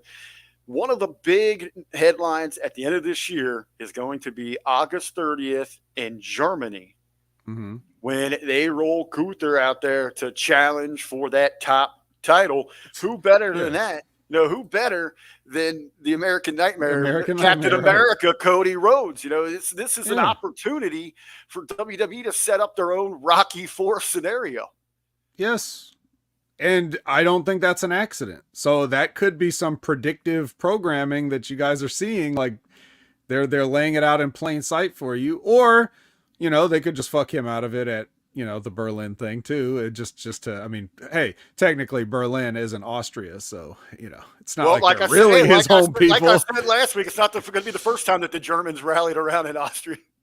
Yeah, right. So that'll be funny if they do that, but it is the perfect story. Like, because Cody has fucked him out of 2 Rumbles in a row now, right? It's like he's the one that eliminated him and cost him his chance of being the main event in WrestleMania. So destiny. Right. So of course, however he gets to it, like if he says, or I'll just challenge you just because people can just ask for whatever they want and get it, or whether he says something like, I'll hand in my Intercontinental Championship for the right to challenge, but that's how sure I am that I'll win, or whatever they want to do to get there. There's nothing that says that. For all you fans that are complaining that you don't like Cody and that's why he shouldn't beat Roman, then nobody said Cody had to have a lengthy run. He just needs that one moment, and then you can take it away from him and break his heart. It's fine. And Walter's the perfect guy to do that. And he's got now the built-in story for, his extra motivation to take it from him. So I just would have liked to see something better than fucking a weak headlock takeover over the rope. That's all I'm saying. Now we have Cody win this thing. He's this 44,000 people inside of the Tropicana. Cody's been in this match for 40 something minutes, 44 minutes. He knows exactly the skybox that Roman Reigns is in, that he is situated himself in, and he's given the eye. Even commentary is putting over, is this the choice? Obviously, so many of us, this is where the story has to go. Yeah. Starting to see some fans here. Vet, you're talking about. This is the time to do it. He's really got to go over here. Title's got to switch. Seen a lot of fans saying, "Hey, we don't care if Cody loses it again." I'm starting to see that as a little bit of a movement here in the last day or so. I don't really care what the fans think either, because those fans aren't the real ticket buying fans. They're just the people that get on social media and say shit. And certainly nobody from HMG or any of our affiliates or anything like that is going to have like a real business opinion, right? Like it's like, yeah, I don't like Cody. Sorry, Andrew Bello, Cody's doing it. But I'm just saying, like, you don't have to like it. It's just the best option. I mean, everybody else that you could pick at the very least has had multiple title reigns at some point. Like, there's nothing special or new about it. Cody's got the built-in story. I keep trying to explain it. I don't think I'm going to convince anybody that already doesn't see what I see. But it's only, there's only so many ways that you can tie the story back so far with a legendary wrestler and all this stuff and the family connections and everything like that. And the best time to do it would have been last year, like I said, but the next best time, I guess, is this year. 40th anniversary of WrestleMania, his second try. He came back through all this adversity, did it all again. Of course, there's the intrigue that since they did it once, they could pull the rug out again and do it. Wow. But I thought that, but Ben kind of convinced me otherwise last week. We were talking, the heartbreak up there in Buffalo and how, the beloved those Bills came back in the day when they lost 4 in a row. And inside of storytelling, our society loves losers. And you grow that fondness, and it's a unique approach to it. If Cody kept going to the well and losing this thing, I don't think this is that. I know what that is. This isn't that. You can't beat him this many times. Well, it's not even about beating Cody. It's about the bloodline is finished. It's been finished. They just refuse to let it go. But it's been finished, and the booking has bared that out. Like, everything that they did after WrestleMania would have made a lot more sense if Cody had been the champion and Roman had not. But instead, they just went along with it, and with the we're dissension struggling. and the Yeah, ranks falling apart. yeah. What Jimmy is doing right now makes absolutely no sense whatsoever in any sort of continuity. Where, I mean, they already did the thing where, um, Jimmy turned on Roman and stuff like that, and all this. It's like, and then he just goes back like nothing ever happened. It's the laziest. Like, they don't know how to deal with it. They're limping along with this because they're trying to save it up for another moment, is what I think. So I just really think that it's the bloodline can't sustain this any longer. It was already supposed to end, and they got a extra year out of it that was completely unnecessary, superfluous, and made no sense. Elizabeth, So she knows about the struggles, the life of right, the losers up there, the Browns fans, the plight of the Browns fan, the Cleveland fan. right, I don't know. I've been thinking about it since last week. When Hamin was talking about the story, the travels of the ultimate loser, and yeah, I started really thinking about Cody's story. And even in the presser, he was talking about how sometimes the story, the direction changes, and where it was about his father, now it's about his mom, it's about his wife, it's about his daughter. And I really started thinking, what is Cody's story? Well, that's exactly the thing, because he used all that stuff last year, and I'm Right. So sure they were. now you got to pile more onto that, right? It's not Cody's fault that he's had to try to sustain this, because the theory I have, just in case anybody hasn't heard me say it dozens of times since this happened, is I'm quite sure Cody was going to win that match, and then Vince came in and said, no, fuck you, you're not, just for no reason other than to say fuck you. No good business reason. He just wanted to not do it, and that threw all the creative plans into like, well, all right, fine, like, I guess we're doing this now, like, there's nothing we can do about it, and that's why we've been where we've been. So that's what I think happened, because everything was leading towards that. And everything after that played out like, well, let's do the Brock thing anyway, even though Cody doesn't have the belt, like, it's just, yeah. Let me play devil's advocate here for the true Cody story for you. Okay. He is, he's the talking head right now. He's the ambassador during the pressers. He is, arguably the top baby face, looks like $1 million. He's got it all going for him. But we look at Cody when he gets sent to OVW without taking any bumps, without breaking in. His family name gets him his scholarship there, if you will. He's sent there. He gets called up to the big leagues. He's put in a legacy. He's rocking and rolling with Randy Orton. Things aren't going his way, so they switch his gimmicks out. He takes his ball and goes home. He heads to the Indies. Out there on the Indies, he's making a little bit of name. What's he do there, though? He leeches himself to the hottest act out there on the Indies, in the Elite. Starts rolling with them. Goes to Ring of Honor to get some notoriety. He takes their championship, but as soon as that group finds a billionaire, they go leech off of him and they start their own company. Mm-hmm. As soon as that starts going a little south, Cody doesn't like that. Again, he's taking his ball and going elsewhere. He runs back to the WWE. Hell, going all the way back to OVW. What's he do? He becomes befriends the handicap kid in Timmy Baltimore to get their sympathy points to look all that good on that. Is Cody's story really that he's a user and abuser? And he's really to just stab and step and jump on everybody to get to the top here? Well, that's his shoot story. But they can make the story whatever they want. And they made it that he's Dusty Rhodes' son, and he's got to fulfill his father's dream, and he's the American Nightmare. That's what they made their story. And he's not even the ultimate. One hell of a heel turn.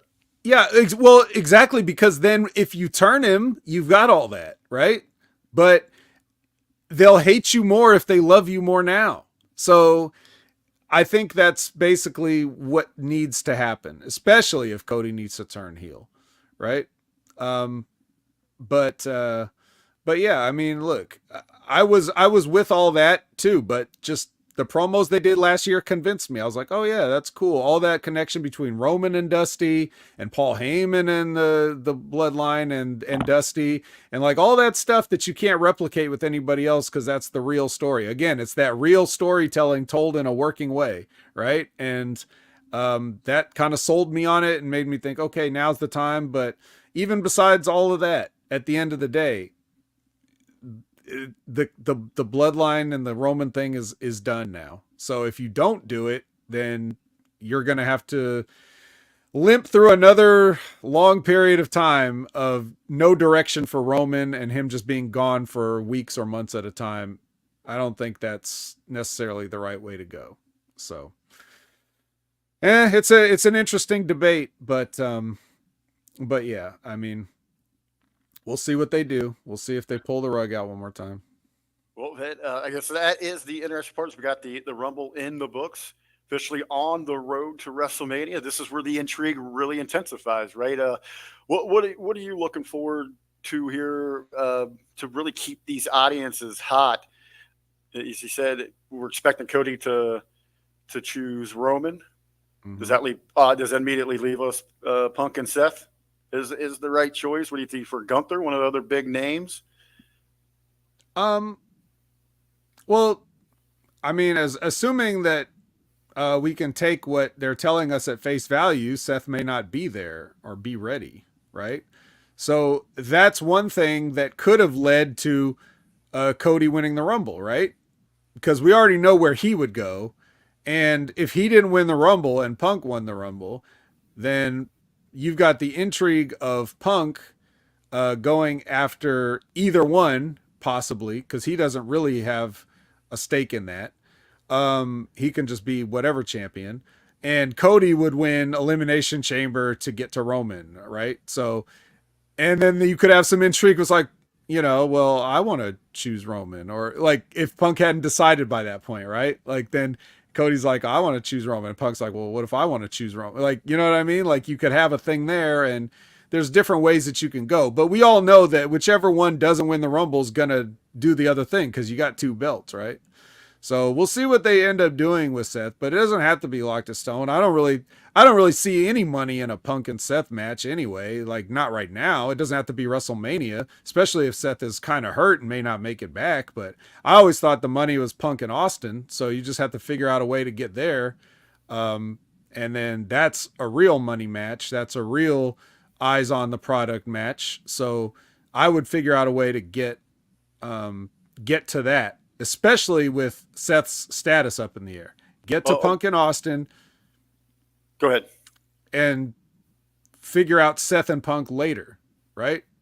The wild card in here, and he has until, what is it, July, or whenever that next event is, June, July on the schedule this year. But the wild card, where do you see Damian Priest with the case fitting in to the intrigue of all of this? I mean, he could or is he kind of lost in the shuffle now that there really is none? I think they regret putting that on Priest because they were never going to do anything with him anyway. And I think that, if he was going to cash in on anybody, it would have been on Seth for that meaningless championship, right? But I actually thought that they would just have him fail to cash in at whatever point. Just to get it out of his hands and not have to worry about him figuring into a top spot anymore. Not that I think anything bad about Damian Priest, but it's just so many people it's just how the already at the top of the card, and I just don't think that they see it with him either right now. So I don't think they want to put a belt on him, and I don't think that they thought that through when they made him get the briefcase in the first place. So it kind of what you were talking about earlier. Once we get past WrestleMania and you see a lot of these big names start to take breaks, or those who are making, that's when you rely on the likes of a Judgment Day who did help carry the product through the slower months. But and you're right, that was exciting to have it on Priest then, that possibility. Now you bring back all these all-stars and you have got this stacked deck. He kind of just gets lost in the shuffle, and that's not a knock on Damian Priest, who has a tremendous future with the WWE. It's just not right now. Right. And you can just because he doesn't have the briefcase doesn't mean you can't put him in a top spot if you need him to go in a top spot for some reason as a potential challenger. Like we don't always have to think about like, oh, well, he has the briefcase, so he's the only way he can be a main eventer is if he cashes in. No, he's a main eventer if they decide he is. So what you do with the briefcase has no bearing on that. That's just one little piece of the puzzle, right? So he's got, but like you said, he's got all the way until the summer to cash that thing. So it does not have to be decided by WrestleMania or even really anytime close after that. Yeah, absolutely. So I guess we'll see that play out. Unfortunately, just don't see him being a major factor here on the road to WrestleMania. Vet, I do want to thank you, bud. We'll run a little longer than I like to hear, but we got a lot of good conversation to break down the Rumble and potentially what we've got going forward to. Always love talking with you, just to make total sense of it, man. Yeah, it is fun to talk to you, but it's a little frustrating sometimes to try to make sense of the things that are going on in this company and all the others, just because there's so much going on, right? We didn't even really get to touch on all that, the other behind the scenes strife that they're going through. I kind of, everybody out there, is weighing in. I know how many shows you're on and those conversations that you've had. I just wanted to, stay away from a lot of that beef. And, the other thing, we get a lot of, a perspective from, again, these quote unquote journalists. They're not legal professionals. They don't understand what's happening inside of the company, what we're being allowed to be, what's being told to us right now. But it is sad that ultimately what's unfolding there behind the scenes inside of the company is more drama and what we've come to expect of pro wrestling than what we're getting from the actual pro wrestling. Right. Well, it's more drama than has been made public in the past because they've always been trying to keep. Yes, you're right. They've always been trying to sweep stuff under the protected. rug. Yes, for many, many years since the beginning. So it's nothing new. I'll just give you the quick hits on all the news, right? Okay. Netflix deal, thumbs up. Vince McMahon, thumbs down. That's what I think. If you want any more detail in that, I recorded the Collision review yesterday, Wreckage, with Chris Ames and Jimmy T. And I may have lost it a little bit doing that. So if you want to hear me go off, check out the Wreckage review and I'll talk more about that. But thumbs down is the short version. Anybody that's been listening to me for a long time already knew that, though. Yeah, I wanted to keep it just like Triple H, talk about the positives, let's just talk about the positives. Yeah, let's focus on that. It is a beautiful business. Nothing ever goes wrong inside of professional wrestling. It is the upper echelon of society. All the top-notch individuals, they find a home inside of professional wrestling. It's just, they kind of just gravitate towards it. Yeah, it's just beautiful, classy, the best of society. Before we get out, what are you guys going to be talking about tonight on the Impact Attack? Well, I'm going to be talking about TNA, and we're going to be talking about Jordynne Grace, the Knockouts champion, and her match with Trinity, aka Naomi, that was Naomi's or Trinity's goodbye from the company. So I just thought it was kind of funny how that kind of fell into the same Rumble weekend. Her final match there against Jordynne Grace, and then she locked up with Jordynne Grace in the Rumble. So that was very nice. But yeah, we review that match later tonight, live, 6:30 p.m. Pacific, 9:30 p.m. Eastern. Brandon and myself, Impact Attack on YouTube. And check us out there and hang out with us there. We'll be talking about that. And, it's just really just a Moose put over session as much as we can. But we'll be talking about that. Oh, yeah, that's tonight is where we talk about the big the 6-man tag where Moose and Okada faced off. So there we go. Two of the best in the world. Check that out when you get bored of Raw. Get the alerts for when they're going live right here at YouTube, the Hamin Media Group. Anything else you want to put over real quick, Vet? Yeah, just add Opinion Haver on all your favorite social media platforms. Check out the Next Level Wrestling review that I do with Big Ray Hernandez. But this week it'll be with Jimmy T subbing in for Ray, who's just gone for no particular good reason. So we'll be doing that at 8 a.m. Pacific, 11 a.m. Eastern. Something about a wedding. I was like, you don't need to. What are you doing? That's not a good enough reason to miss a show. On a Wednesday? That's what I said. Live. I said that live on the Next Level Wrestling review, which, of course, the great RBV has been on multiple times with us, and we'll have you back again soon. And that's 8 a.m. Pacific, 11 a.m. Eastern. If you want to join us live for the chat and the discussions and the fun. Hey, how about that? And, Them damn Aussies, man. That show from Perth, boy. the Chamber, 5 a.m. start time for us here in the East. So it's 2 a.m. for you. Hey, man, I'll just say that it doesn't matter because I would have been at work anyway. But that's the thing that's great about streaming is that it doesn't matter when it happens. You watch it on your own time. That's why the Netflix deal gets a thumbs up. It works for me because 5 a.m. is when my old ass gets up to take a piss. So I just won't go back to bed. Yeah, just stay up and watch the chat. Don't worry, if you try to watch it, you'll definitely fall back asleep, I'm sure. But yeah, so that's that. Check out Wrestling with Rip Rogers every Friday at their concrete time of whenever they go live, and they've had a great string of interviews too, so you're gonna want to check out those. And then check out Stevie Richards, everything he's doing, wrestling analysis back on the table, fitness channel back on the table, tech channel back on the table. He's starting new channels. His wife has a channel, and then they've got a channel about like doomsday prepping or whatever it is, and just so much stuff that Stevie Richards got going on. He can't be stopped. You get a channel. You get a channel. Yep.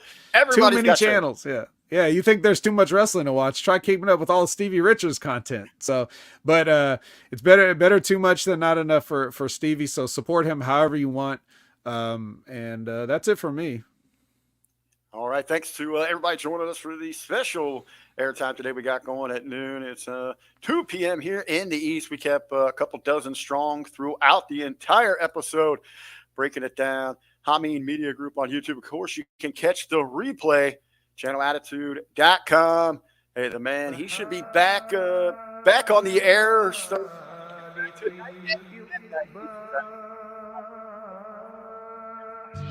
All the amazing content right here. The Hamin Media Group.